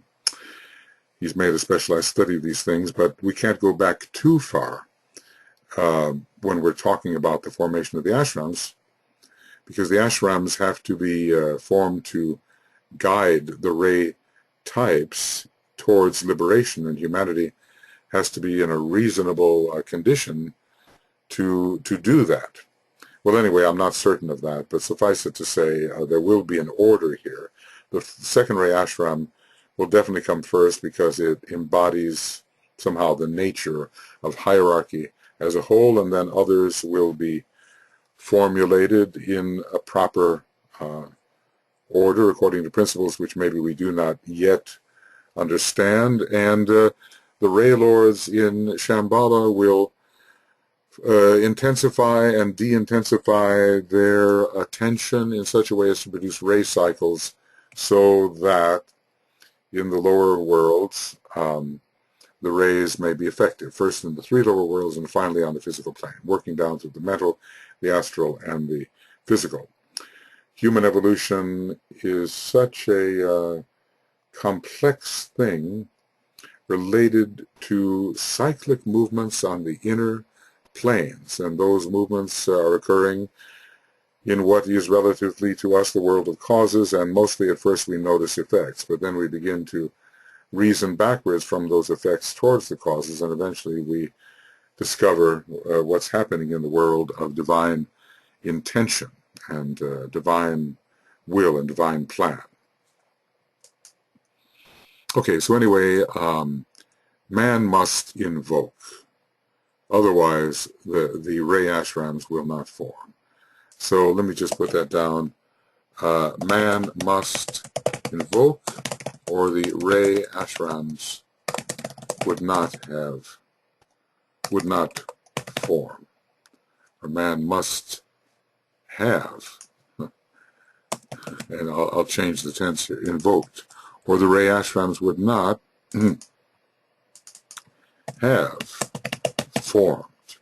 Okay, so in the earliest times, this flow of disciples was exceedingly small. Remember, one by one, right? not in sevens, one by one. So if some of this did occur in Lemurian times, when some types of initiation were possible, well, maybe I'll have to take this back. Maybe I'll have to say, maybe I must say that the formation of these ashrams had to occur to some extent in Lemurian times when initiation was indeed possible. Initiation of a certain caliber was indeed possible. Were the few disciples who were led through the initiatory process one by one, were they led through according to their ray? Well, according to the inner science, it would seem they would have to be. So much this has to be speculation for us until confirmed, but we try to reason according to the law of analogy and logical necessity as we conceive it to be. So in the earliest time, this flow of disciples was exceedingly small. We're told ones in Lemuria, sevens in Atlantis, and groups, I don't know, controlled by what number, or if controlled by number, in Aryan times. One by one, individual aspirants found their way out of the ranks of humanity and inside the ring-pass knot of hierarchy. It's all a question of intensified consciousness. In the beginning, only the first two initiations were given. Okay, well that clarifies the matter somewhat. And only through the instrumentality of the second ray, all right. And at these initiations, the world teacher of the period officiated, and certainly it had to have been a Kumara. Was it Sanat Kumara or a Kumara? Someone who had, or maybe a solar angel who could take that particular role. The Kumaras are more closely related to the planetary logo. The solar angels have not yet aggregated into groups which could form planetary logoi. So when you consider that the three Buddhas of activity had all been planetary logoi in the previous solar system, and the solar angels are not yet by far planetary logoi, but have to, those who follow that path, have to gather together to be breathed out as a logoic ray in groups. We realize that the Kumara stands in a much higher position than the solar angel. Even the intraplanetary Kumaras, and certainly the extra to our planet, extraplanetary Kumaras, who are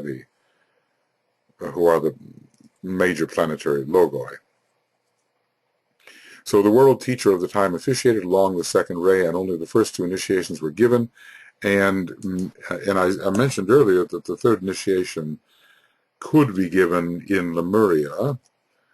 I'm not sure if I'm correct in saying that, but at first, in the beginning, in Lemuria, only the first and second initiations. Now what I'm going to do is turn to, and I'm going to see whether there's any reference, third initiation Lemuria. Let's see.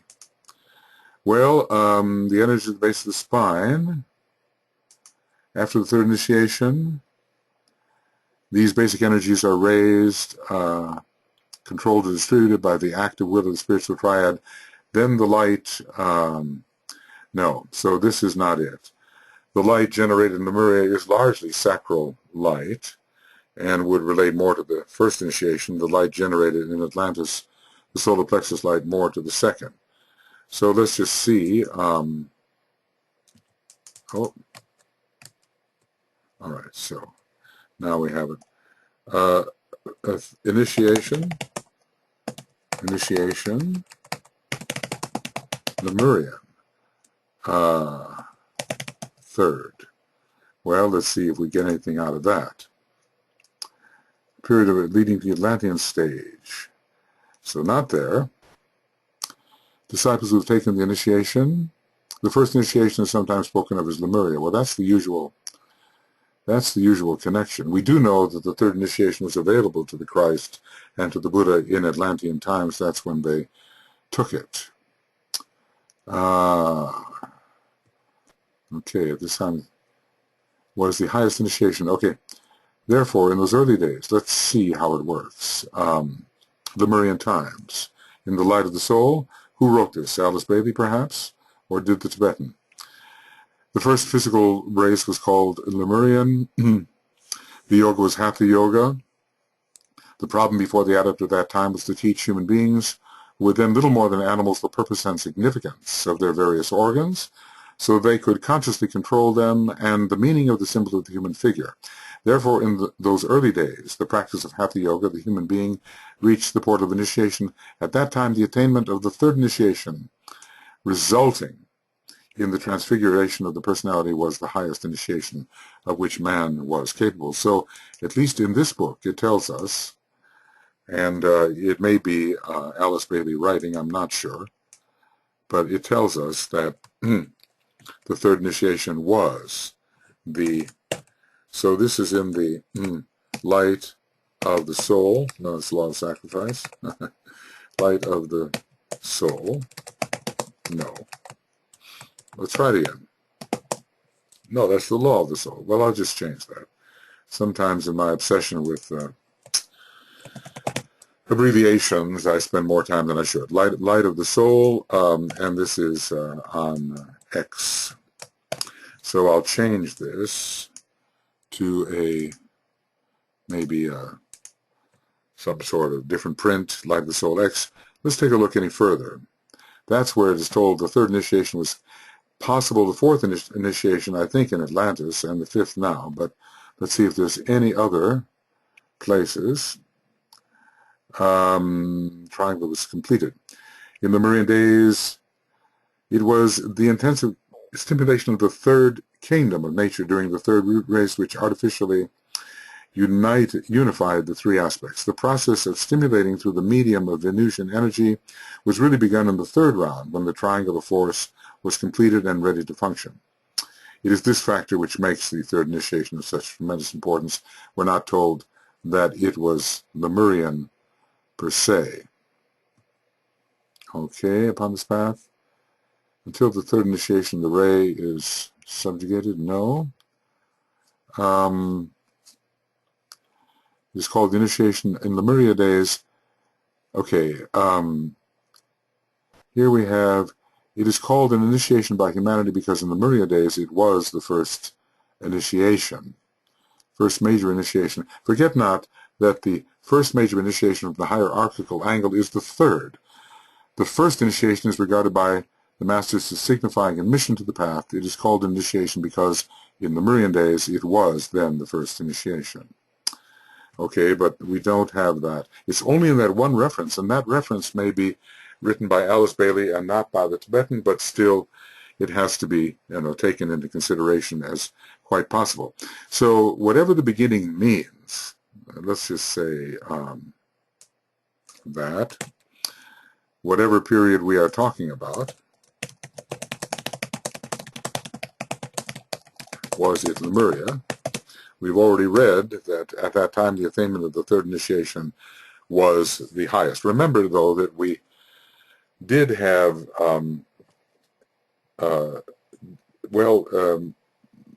individualized types from the previous solar system coming into Lemuria and even present before the individualization process. So it is conceivable that some of those could have made the way towards the third initiation. And then maybe in the beginning of Lemurian times, only the first and second were possible. Maybe in later later Lemurian times, the third initiation was possible, perhaps. Okay, well, we have to be speculative about this at first. Now, then at a time when the seventh ray of ceremonial order, a ray which plays so potent and mysterious a part in the phase of discipleship called initiation, let's just say always, because the higher descends into the lower, and we can say the highest and the lowest meet, the highest and the lowest meet. Maybe at that time,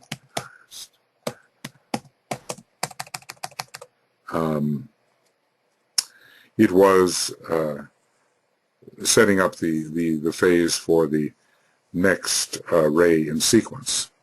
So at a time when the seventh ray of ceremonial order was in cyclic activity due to the Ray Lord in Shamballa, a much greater number of disciples appeared and prepared for initiation. So they're going to make contact with the higher energies. Let's see, they are going to embody the higher energies. The initiatory process was then administered in a seventh ray ashram. So that's interesting, not just in a second ray ashram. It maybe even the types that were initiated were not only on the seventh ray, maybe they were on other rays, but it was administered in a seventh ray ashram, probably in a very ceremonial manner, I would suspect. This seventh ray ashram was the second to be formed, owing to the fact that the seventh ray is the relating factor between life and matter upon the form side. So this is the reason given for the formation of the sequence as given here, the seventh following the second. This is the reason given for the fact that the seventh ray was the second. Very interesting, though, the seventh and the second are both related to the monad. Those two rays are both related to Jupiter. Jupiter is the ruler of the monadic plane, the 2 and 7. It's the that particular creative hierarchy of monads is the seventh in a larger sense and the second in terms of the manifesting creative hierarchies. So there was a time when more came through due to the seventh ray, and the initiations offered, whether the first and second, or largely the first and Lemuria, I suppose, were administered in a seventh ray ashram, maybe regardless of the ray types. I don't think it's possible. Well, can it be that initiates of the time were only to be found on the second and seventh ray, or did all ray types undergo some sort of initiation, the first and second? That has to be established. When you think about the ashram, would there have been an ashram to lead the other soul ray types through? Now, here is a factor to be considered. In the beginning, the only types of soul rays which were in manifestation were 4, 5, 6, and 7. Now, in order to take initiation, well, let's see. Let's see. In order to take initiation on the second ray, you have to have changed from the 4th or the 6th. However, you can take initiation on the 7th ray and all the way up to the 4th initiation. You do not necessarily have to have changed. But if your soul ray is the 1st, 2nd, or 3rd, and you are taking initiation, it implies that there has been a change, either from 4, 5, 6, or 7, and there are different paths of change, as I've said, you know, the 7 to the 1, sometimes the 5 to the 1, the 6 and 4 to the second ray or the third, and yeah, I think that covers it. That covers it. Okay. Again, so the ancient archives tell us there came a great crisis in the evolution of humanity. This necessitated one of the rare cyclic changes which have distinguished the fluid policy of hierarchy. And whereas there is a great fixity in a sense, an archetypal fixity in Shamballa, when we're dealing with hierarchy, a great fluidity and adaptation is required. Men began to demonstrate responsiveness to the law of integration, and personality appeared with all of its potential for good or evil, and that distinct and separative state called personality was not present at first. So this is an eventuality. It was not present at first. Now, need it have arisen before initiation was possible? I think so. You know, it's only an integrated personality that can really go through the initiation. So let's just say personality was required before initiation was possible, even the first initiation. Okay, so personality appeared. Man became an integrated unit in the three worlds. Now, this does not necessarily make the initiate.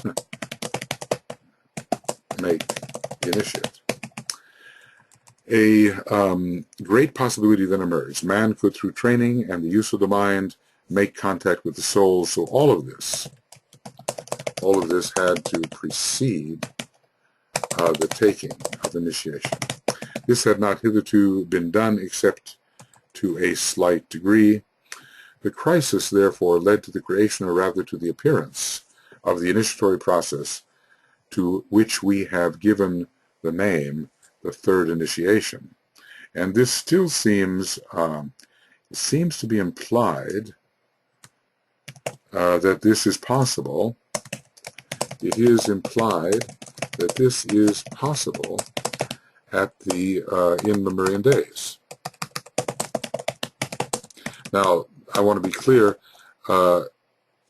integration, at least in the selfish person sense, see, there is integration with the soul and integration of the personality within itself.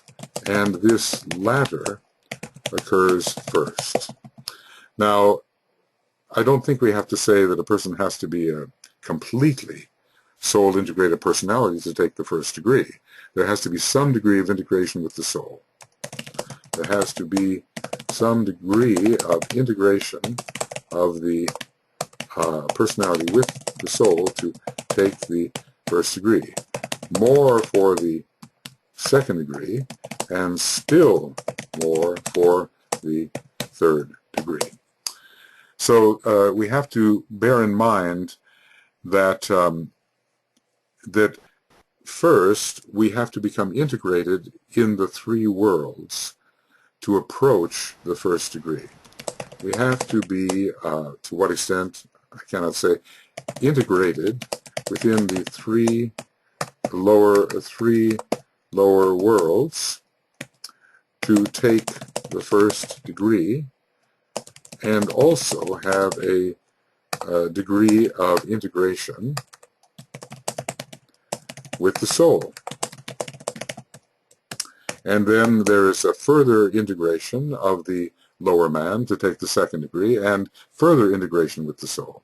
Let's just say that unless a man is at least integrated as a personality, whether or not this is selfish, there is not going to be the possibility of taking initiation. Integrated personalities, at least in the personal sense, they have to be actively functioning mind, emotions, and body, then can begin their integration with the soul, and with that integration with the soul, through whatever means has induced it, meditative or other means, such integrated soul integrated personalities can begin to take the initiations. Integration such that the soul can control the physical nature more qualifies one to take the first degree. Personality integration with the soul such that there is greater soul control over the astral body qualifies man to take the second degree. And when the personal mind, which probably has functioned in a selfish way, is soul controlled to the degree that illusion begins to disappear, it's possible to take the third degree.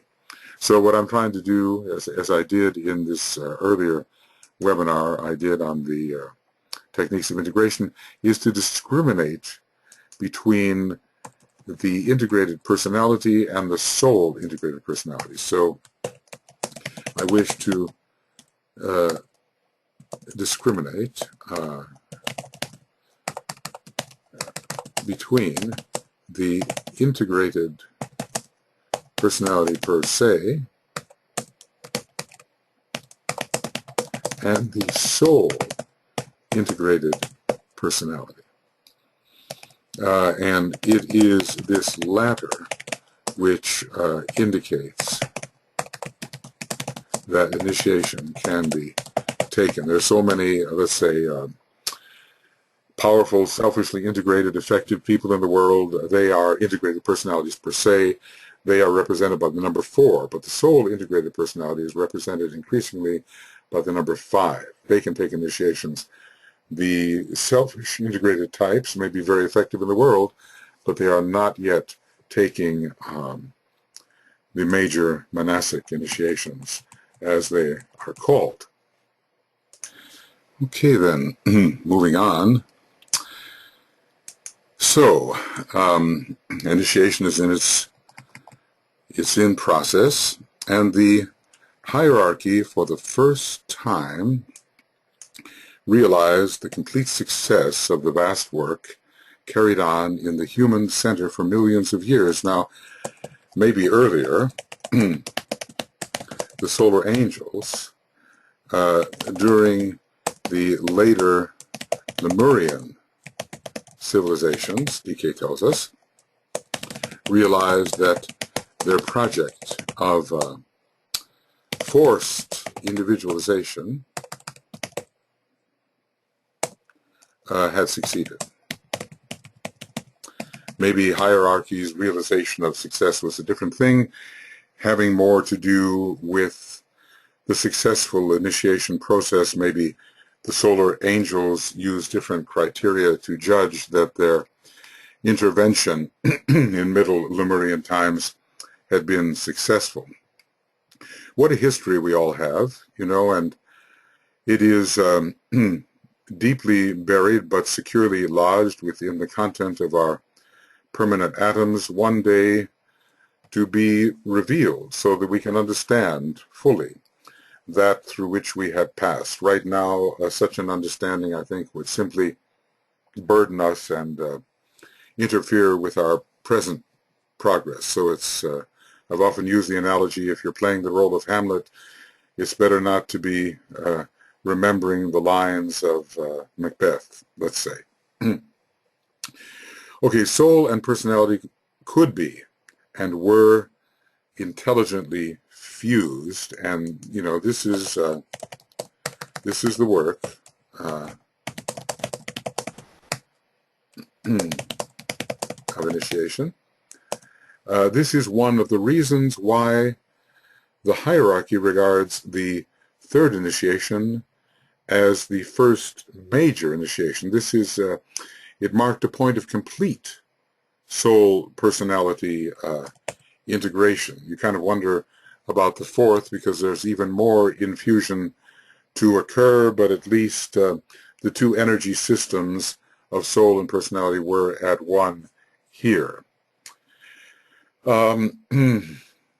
So anyway, there's a gradual soul personality integration process through the initiations of probation, the initiations of the threshold, but nothing that we could call complete until the third initiation occurs. In the earlier initiation, the soul was present, but still only occasionally in control. Okay, and that's the key. Whether the soul will always be in control. Constant failure in the three worlds was still possible, and the relation between the man and the three worlds, in the three worlds and his soul, was nebulous and largely potential. So the implication here is that at the third degree, the soul is in constant or virtually constant control. Let's just say constant control. I mean, you know, it's still possible for those who take the third degree not to succeed as otherwise they might. We have that, you know, story of the rich young man and so forth who could not willingly follow the Christ, at that time at least. But anyway, many of us who have not taken the third degree, we find that the soul is in control at times, but not always in control, and that is pretty much what the third degree represents. The ancient authority or domination of the personality is overcome. Now, lesser stages may arise, and yet they are not allowed to stop the work. Maybe complete mastery of this kind of the personality in that sense occurs more towards the fourth degree. So constant failure, constant even, in the three worlds was still possible, and the relation between the man in the three worlds and his soul was nebulous and largely potential, not as definite as it becomes at the third degree. You will realize what I mean when I point out that many thousands of people in the world today have taken the first initiation and are oriented towards the spiritual life and the service of their fellow men. Okay, that's one phase of it. Many thousands. Well, you know, he can't really be more specific. It's always changing, but he's not yet talking about millions. But in other places, he does, or at least he talks about the millions that are potential for the first degree. Their lives, however, frequently leave much to be desired. The soul is obviously not in constant control. And this is such a, I think, a very important idea. There are those who claim the third degree, you know. To those who claim the third degree, the question to be asked, is the soul in constant control? And, you know, an honest answer among those who thus claim will be, or among many of those who thus claim will probably be, no, the soul is not in constant control. Sometimes other things, other elementals get hold of the life and direct the process of living, and not the soul. A great struggle is still being waged to achieve purification on all three levels, and that is, let us say, before the third degree. The lives of these initiates are faulty, and their inexperience great. And a major attempt is instituted in this particular cycle to achieve soul fusion, and let's just say of a more complete kind. There is some degree of soul infusion at the first degree and a greater degree at the second, and still more at the third, and on it goes to the fourth. When that is attained, then the third initiation, the first hierarchically speaking, is taken. Soul fusion. That's how DK describes it. Now, 75% of the atomic matter in the vehicles, 75% of the matter in the vehicles is atomic, or related to the first subplane, and only at the fourth degree is 100% related, but 100% atomic, rather. Okay. When that is attained, then the third initiation, the first, hierarchically speaking, is taken. Today, this triple process of preparation in all three vehicles, right? Purification and fusion. This triple process of preparation, purification, and fusion. So this is like the way he's describing here. First degree, preparation, purification, second degree, and fusion. Let's call it the third degree, is the ordinary practice of the disciple, and the process has prevailed for untold years. But when this fusion first occurred, it marked a great hierarchical event. It was a crisis of supreme spiritual import, and the implication is that the third degree could be taken in Lemurian times, eventually. So we have we have one direct statement of that by Alice Bailey, and maybe there's more that I haven't found, but and we have here quite a definite hint about that. Okay. The triple process of preparation, that is first, purification, baptism in the Jordan, and fusion. In this case, the fifth ray, which controls this initiation, does not act as a dividing energy or force, but a fusing energy. And there are names of the fifth ray Lord which speak about its fusing possibilities, including the uniting of the three minds. Okay. So let's see what this paragraph is all about in general. Right, we're talking about the first major initiation as bringing soul and personality energy systems into complete fusion as at least regards the three vehicles. Now, when it comes to the personality vehicle, I guess that, as a whole and as an integrated unit, that has to be mastered at the fourth degree. And it fits. It's the fourth elemental and the fourth degree. As you know, the first human being out of that center, which we call the race of men, to achieve this point was the Christ. Now, this is, what is the point? We are speaking of the third degree. He took this degree with the Buddha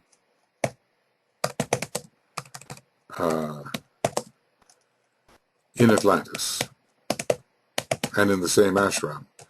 But the Buddha had come from, the moon chain, and possibly from the previous solar system. So the Christ, when he took the third degree, was, I believe, the first of our, and the Tibetan seems to be suggesting, the first of our earth chain humanity to take that degree. And those who had taken the third degree in Lemurian times, which seems to have been possible, were from the moon chain or from the previous solar system. Although the question arises, when you think about Lemuria, it's an ongoing question.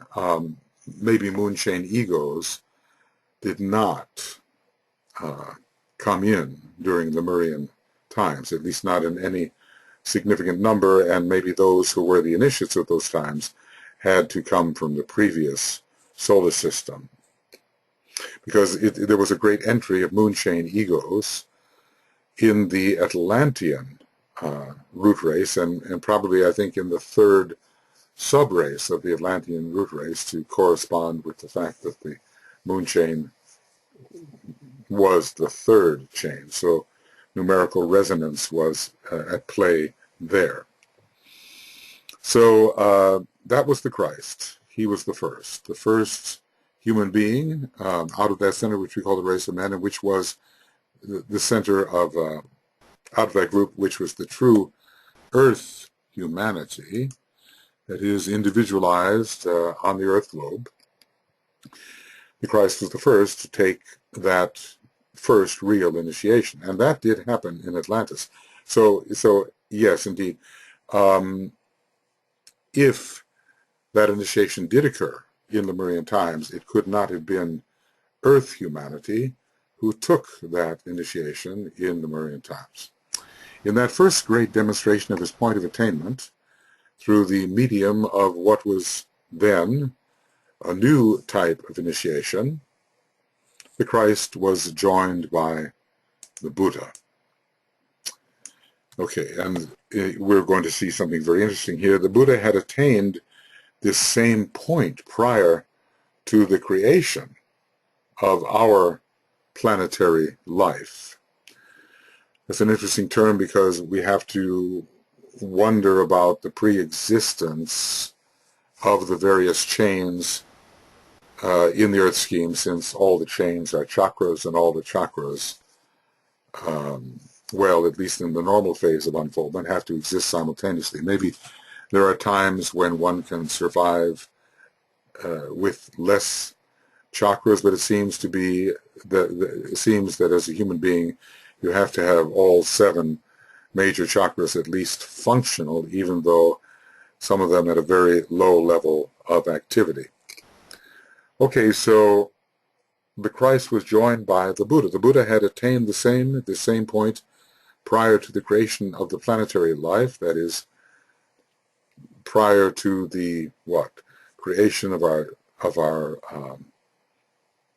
fourth globe, or it's not about the planetary scheme. So this is not about the planetary scheme when he says planetary life. This is not about the planetary scheme, but about our chain and globe. Because within that planetary scheme, the Buddha had been a human being on the moon chain. And that's still within the planetary scheme, though not within our planetary chain, right? We understand the difference, I believe, and, just a couple of things will show that. You know this, but here's our planetary scheme, and here's where the moon chain was. It's now called the Saturn chain, whatever changes have occurred there. And the Buddha took his, or was capable, had reached the degree when it was possible to take the 3rd degree on the moon chain, but then had to be transferred to the earth chain in order to complete that. And the earth chain is an entirely different sphere. It's a sphere distinct in one way from the other chains of the general earth scheme. But conditions for taking the 3rd initiation were not then available, although, and he and the Christ took the initiation together. I believe that I'm trying to remember, on the moon chain, could one have taken the 4th degree? I believe so. Moon chain 4th initiation, maybe. Let's see. At the 3rd initiation, sometimes called the Transfiguration, the entire personality is flooded with light from above. This is about individualization, okay? Now, in the 3rd chain, the moon chain, here it is. On the moon chain, the point of attainment for the individual was the Arhat, or 4th initiation, the initiation which marks the final breaking with the 3 worlds and the disintegration of the egoic body. Well, we're told so little about it, but it's Cosmic Fire, page 583. So I'm going to put that in because it's interesting and important. So it's TCF 583. Now you wonder if the 4th initiation even was available on the moon chain, as it says here. Why could the Buddha not take the 3rd on the moon chain? And we just have to assume that there are different cycles, and that the particular cycle when he was capable of taking the fourth initiation, or the third initiation. Even that initiation was not available at the time. So we have to keep all this straight in our minds and read very carefully. Otherwise, we just muddle our thoughts and get them, confuse them, get them incorrect. Okay, so at least at that time, although the Buddha had attained, remember the initiate is initiate before he is initiated, so the Buddha had the capability of taking that initiation but could not. Seems like a long wait, doesn't it? But in the higher and pralaic worlds, or the worlds into which one is precipitated through pralaya, these types of initiation involving lower forms of matter and facility within those lower forms are not germane.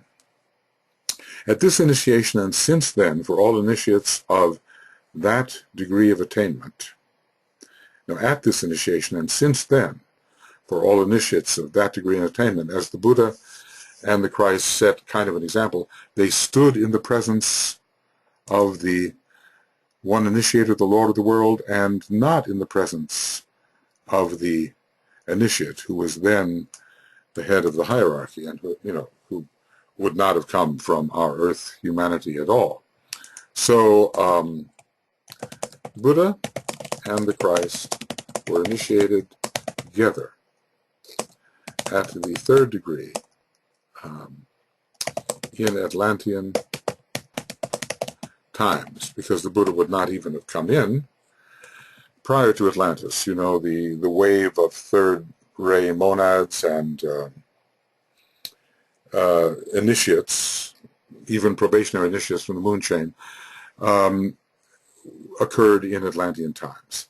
This third initiation was taken in the fourth ray ashram, the ray of harmony through conflict. So it tells us that at one point, very interesting, the Buddha's soul ray and the soul ray of the Christ were the fourth ray. Now, I had asked the question before, can you only take initiation in your own ray ashram? Because we had that instance of where the seventh ray ashram, excuse me, ashram, which was then forming, was the means through which initiation was given. I'm not sure we've entirely solved that, but by the time, let's just say we do take initiation upon our soul ray, and if initiation is taken in a fourth ray ashram, it doesn't necessarily mean that the initiating body was entirely of that ray. The initiating body could have treated those on other rays appropriately. So they came up through a fourth ray ashram and were presented to the one initiator, who was, even at that time, Sanat Kumara, as souls on the fourth ray, and were initiated as products of the fourth ray ashram. This third initiation was taken in the fourth ray ashram, the ray of harmony through conflict. Now remember, you can only come in as a soul on rays 4, 5, 6, or 7. I've sometimes wondered whether 2 moves of rays had been possible for the Christ. We're told that fourth ray souls and sixth ray souls resolve themselves in terms of the higher rays onto either the third ray or the second ray. That is, the sixth ray soul can resolve onto either the third or second, and a fourth ray soul can resolve onto either the fourth or second. But I do wonder sometimes whether the Christ, with his great devotion, did not come in first as the sixth ray soul, then resolve upon the fourth, and only then resolve upon the second, which he had not yet done at this point. So I wonder whether, it's just a speculation, but I wonder whether his soul ray was not the sixth in Lemurian times, the fourth in Atlantean times, and the second in Aryan times, that he would go through all of those 3. The Buddha apparently was not present during Lemurian times, and well, who knows upon what soul ray he entered from the moon chain. The implication is, at least by the time he took initiation, the third initiation, it was as a result of being a part of a fourth ray ashram. So this third initiation was taken in the fourth ray ashram, the ray of harmony through conflict. This ashram had taken form and attained functioning activity sometime earlier. I remember that part of the sequence for the appearing ashrams is 2, 7, and 4. 4 is the third appearing ashram. So let's ask, but was this in along this Atlantean times? It's sometime earlier. In other words, well, maybe millions of years had passed since the Atlantean root race had begun by the time they took initiation, because initiation in Atlantis seems to have been taken, more in the fourth, maybe, or especially the fifth sub-race of the Atlantean root race. 5 is the number of initiation, but 4 was the number of the Atlantean root race. So force of 4, force of 5 may have been times when initiation could be taken, and maybe force of 5, when the fifth ray was more active, was the time when the third initiation could be taken by Earth humanity. So far we have the idea that in the moon chain the fourth initiation could be taken. We have the suggestion that in the Lemurian root race the top initiation to be taken then was the third, and that has to be substantiated. Certainly the first and second to be taken. And that in Atlantis at least the third could be taken, and probably the fourth. We know that in Aryan times the fifth initiation, mastership, can be taken. The question was, were there masters being made, as it were, in Atlantean times? All of these details of history can one day be worked out, but right now it's the major principles of the wisdom which have to impress themselves upon us, so that we do not get too cluttered with the detail, and we can take these main points to the people who have to hear them and respond to them. It's part of our radiation, we might say, and hopefully there will be an evocation. So they stood in the presence of the one initiator, and not in the presence of the hierarch who was the head of hierarchy at that time.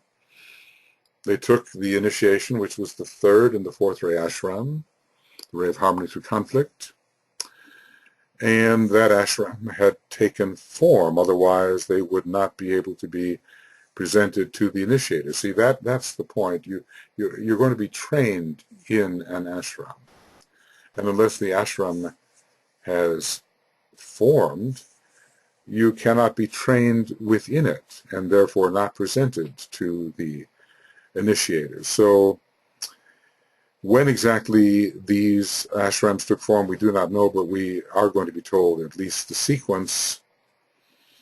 And as there were initiations in Lemurian times, at least the second ashram had to have been somewhat formed. I suppose, the question is, did the 7 ashrams all form in Lemurian times? And the implication seems to be that they did not, but we have no certainty of that in terms of a direct statement.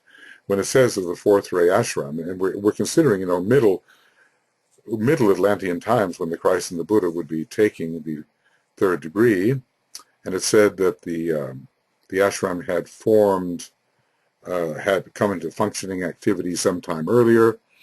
It could very well have been in Atlantean times and not in Lemurian times. So let's see. So often I dilate on a subject, making speculations, only to find that a direct statement is made just a few sentences onward, contradicting what I've just said, but at least I've had the opportunity to speculate. You can see under the law of correspondences why this was so.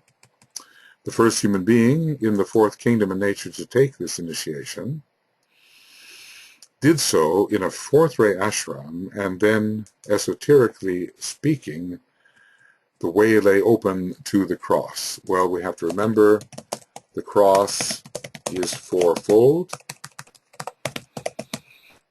And only, of course, initiates who have taken the third degree can move towards the fourth initiation. So it's a fourth ray ashram, the fourth root race, and preparing for movement towards the fourfold cross. So all the correspondences are there. Okay. The initiate faced the process of extension on the cross, interestingly ending the illusion of extension. Ending, interestingly, INTL, yeah, interestingly ending the possibility of extension, as at the fourth initiation, time and space are, for planetary purposes at least, collapsed. And we become a point which can move through the eye of the needle. Well, I know I have the eye of the needle here somewhere. I'm going to take a moment to see if I do. I know, let's see. Eye of the needle. Okay, well, let's do it this way. Maybe I don't. Eye of the needle. Okay, EOTN. All right. And so the way lay open to the cross, the initiate faced the process of extension on the cross. It means that he is in a way pervading and spreading throughout existence. We become a point which can move through the eye of the needle. The extended initiate pervades and identifies, okay, with all humanity. That's the meaning of his extension, even though from another perspective the illusion of extension in space is collapsed, and maybe also extension in time. Okay, and from that vantage point could view the three worlds. He is pervading as one who is one with humanity, viewing the three lower worlds as one who has achieved oneness with humanity. The fourth initiation then became a possibility. The crucifixion faced the disciple of the third degree with its promise of liberation and final resurrection. Now, whereas the Christ took the fourth initiation in Aryan times, now that's an interesting question. Could the fourth degree be taken in Atlantis if the Christ, who was the first in a great family of brothers to achieve this, took the fourth degree in Aryan times as Krishna some 5,000 years ago? So let's put it this way. If the fourth initiation could be taken in ATLN, no, I know there's in Atlantean times, then it would have to have been taken by those who individualized individualized individualized on the moon chain, or in the previous solar system. Now, what would make the Christ delay for so long the taking of the fourth initiation until maybe 4 million years later from the time he took the third? We cannot tell. The Buddha, though taking the third degree with him in that Atlantean fourth ray ashram, was a little bit ahead of the Christ in his development, and apparently the Buddha was a little, I'm going to put this down, the Buddha was ahead of the Christ slightly due to much longer evolutionary experience, and took the 6th degree about 500 years before the Christ did. The Buddha took the 6th degree approximately at the time of his great illumination, let's just say, 500 or 600 years BC. The Buddhists will know the exact amount. And the Christ became the head of the hierarchy as a 5th degree initiate about 500 years before his overshadowing of the initiate Jesus in Palestine. And the Christ was not yet initiate of the 6th degree, but became so, and ascended unto the Father, which the Buddha had already done. The Christ ascended unto the Father during the time following the crucifixion. Okay, well, all of these historical points have to be worked out in a way that the dates make sense. Anyway, the 4th degree then became a possibility. And the question was, let's say, to Earth humanity, and had it been a possibility before for those who were not Earth humanity? At least for Earth humanity, no one of the ranks of Earth humanity had taken the 3rd degree before the Christ did. And this is the question, had others taken the 3rd degree who came from the moon chain?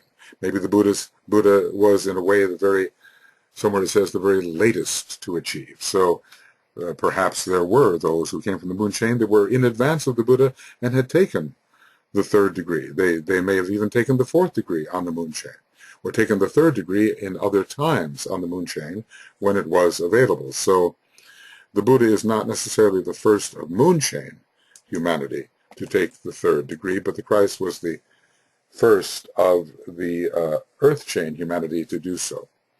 You can see, therefore, what a tremendous crisis took place in the relation between humanity and the hierarchy.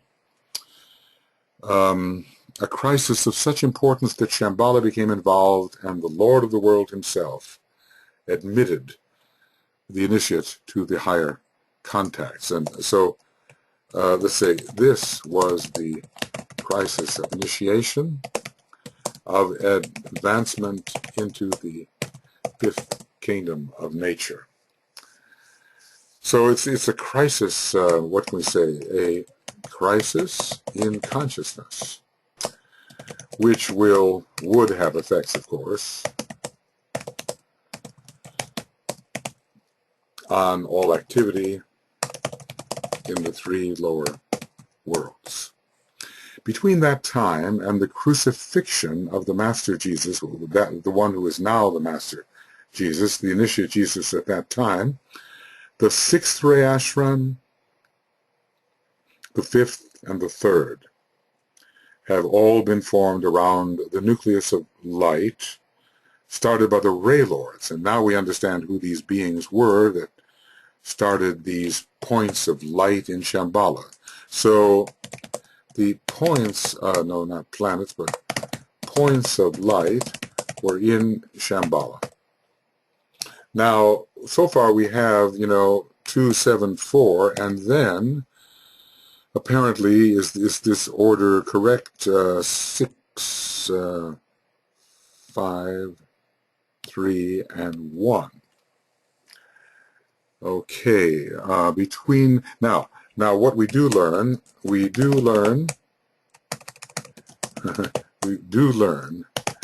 that the remaining ashrams were formed from Atlantean days onward, and not in Lemuria, because the 3rd initiation of the Christ and of the Buddha took place in Atlantean times in the fourth ray ashram.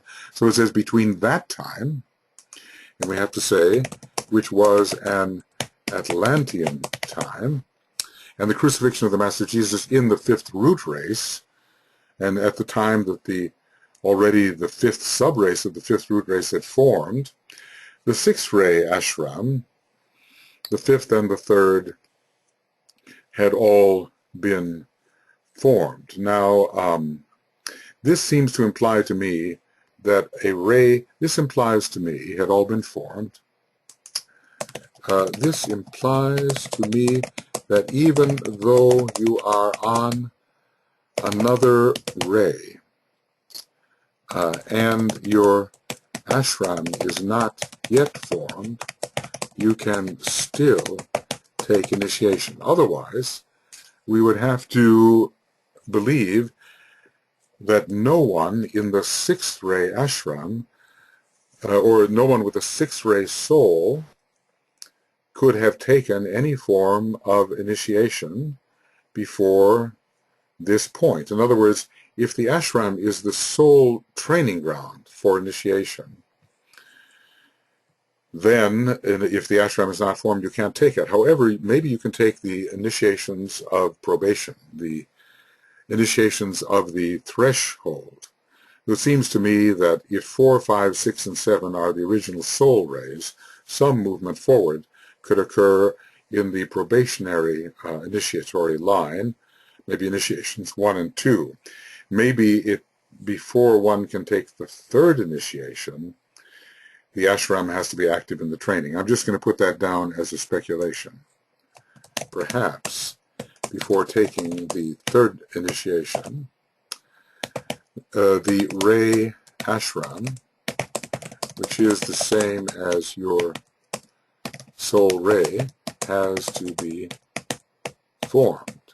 Okay, so that's a question, because there were initiations in Lemurian times, and there were 4, 5, 6, and 7, and yet these ashrams, 6, 5, and 3, and then of course 1 later, did not form until after mid-Atlantean times. So it has to have been necessary to be able to take early initiations in Lemuria, even though the ashram related to your soul ray had not been formed. Okay, this has been a puzzling question for me, and one that I wrestled with a little earlier, and maybe I'm coming closer to this, to the answer on this.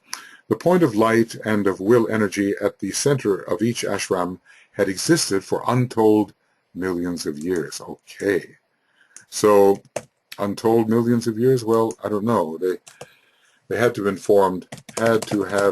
been formed in Shamballa, and Shamballa came to our planet only 18 million years ago, or 18.5 million years ago. So the point of light or will energy, which was the impelling, the dynamo of force, will energy, the dynamo of energy force, around which a Ray Ashram could form, had existed for untold millennia. Oh, excuse me. If I wake up at 3 in the morning, I might not be seeing straight, and I'm getting to that point. So anyway, untold millennia of years, not millions of years, and that makes sense. But the ashram themselves were only slowly formed around the nucleus, and that's what we're talking about, those points of light within Shamballa, which are sponsored by the Ray Lords, around the nucleus as the various types of energy swept into manifestation and brought with them human types responsive to the Ray energy. So the Ray cycles certainly were operative for millions of years. But they had not stimulated the types associated with them sufficiently to warrant the formation of ashrams of that ray type. So, let's just say 6-ray souls were being influenced, but they had not risen to the point or made the grade sufficiently to warrant the formation of an ashram, especially an ashram which was precipitated into existence. Within Shamballa, these focal points existed, but not within hierarchy per se. And an interesting and complex teaching relationship has to exist there, because when an ashram is formed, it may not be immediately formed out of the types that are rising from earth humanity, or even from the moon chain. Well, maybe from the moon chain perhaps, but the Kumaras themselves may be involved in officiating in these ashrams at first. See, well, do we definitely have to wait for the upcoming of earth humanity to form the personnel of the ashrams in order for an ashram to form? I think not, because it would not be sufficient time for evolution of those types. Maybe some of the moon chain types could enter more rapidly, those that had made the grade, and some of the types from the earlier solar system. But still, it seems that supervision from on high by the Lords of the Flame would be necessary for a time. Well, it's a little bit complex, isn't it? The question of when the Lords of the Flame, the extent to which they started to form the ashrams themselves,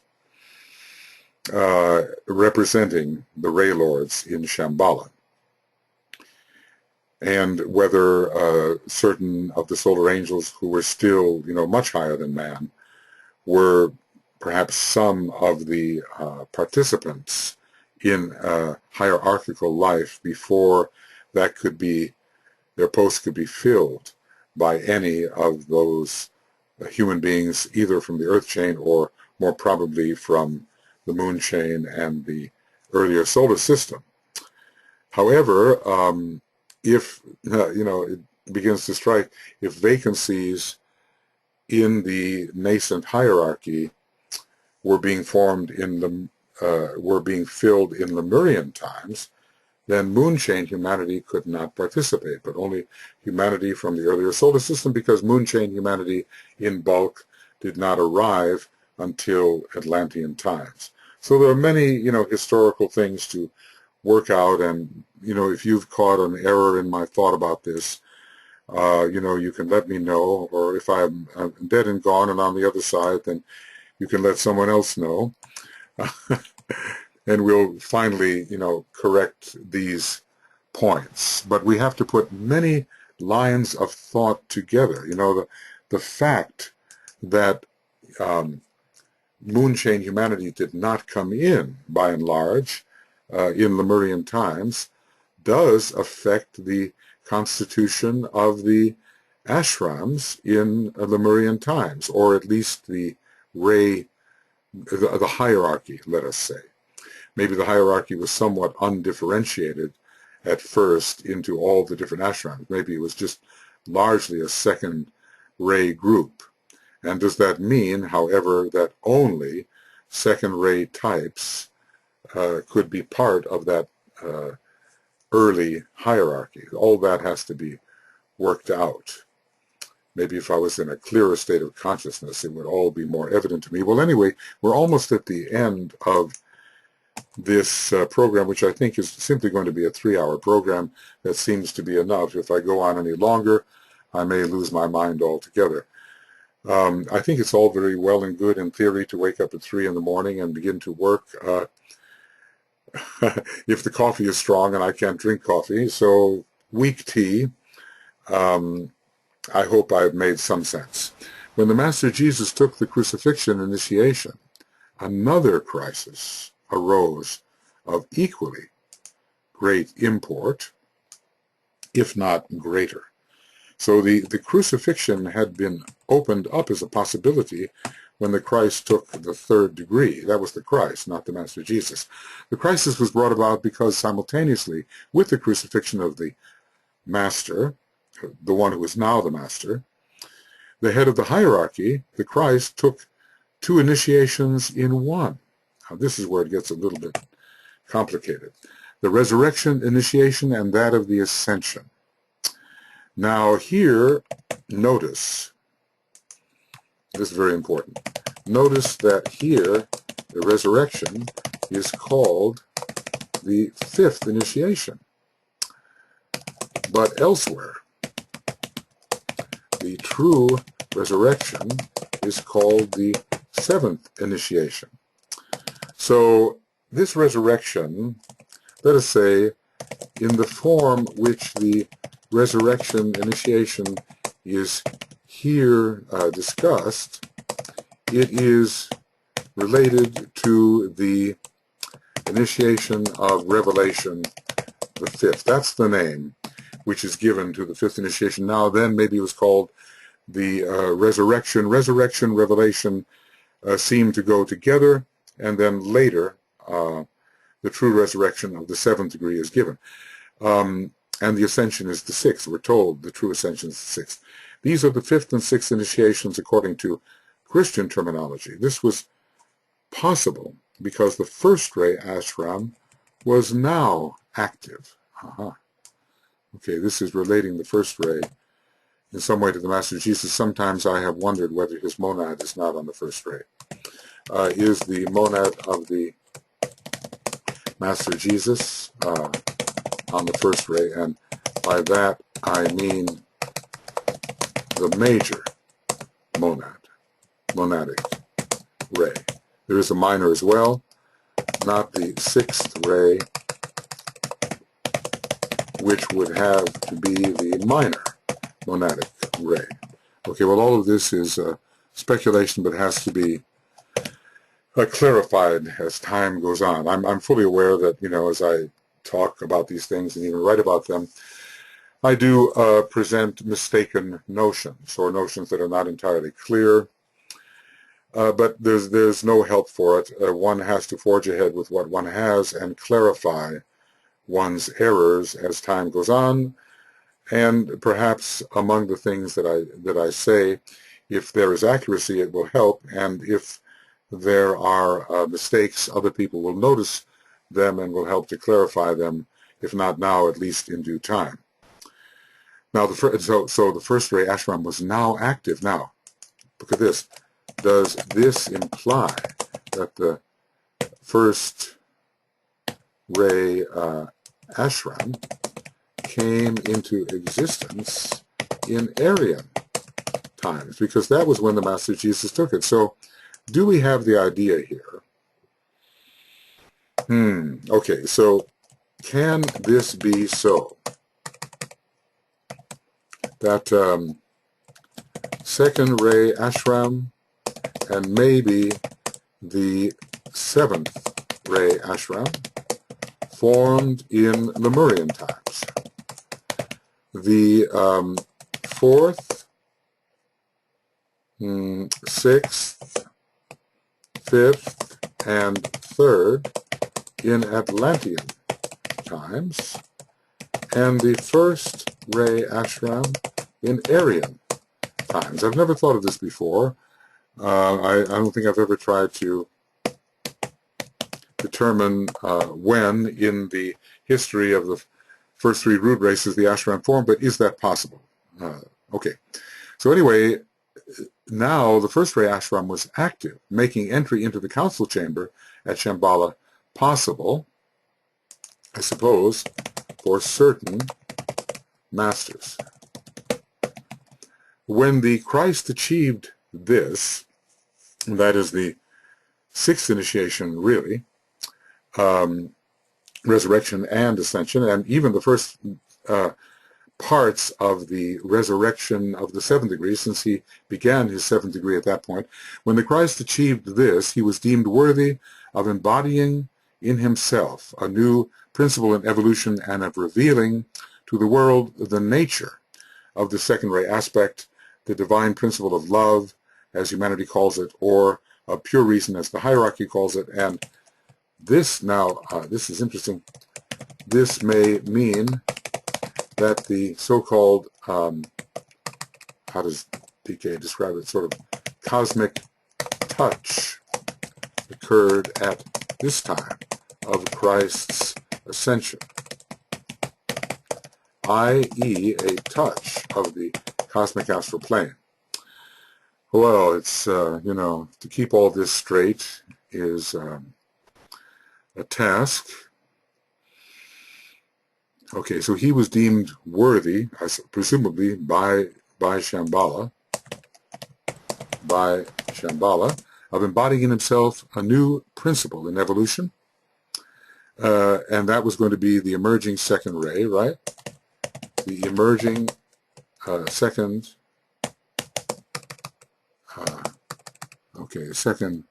ray, and of revealing to the world the nature of the second divine aspect, the divine principle of love coming from the cosmic astral plane.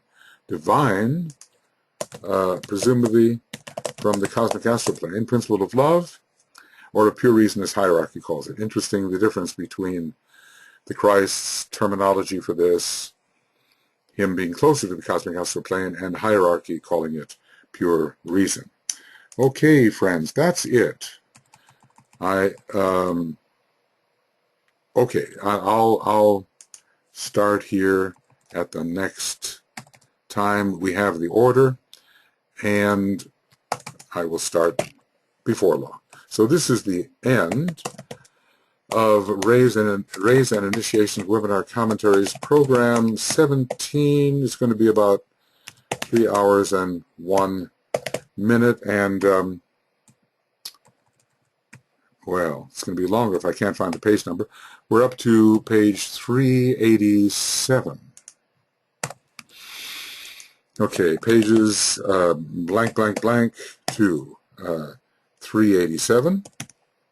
And we'll be beginning with Raised and Initiations Webinar Commentary Program 18 from page 387 onward.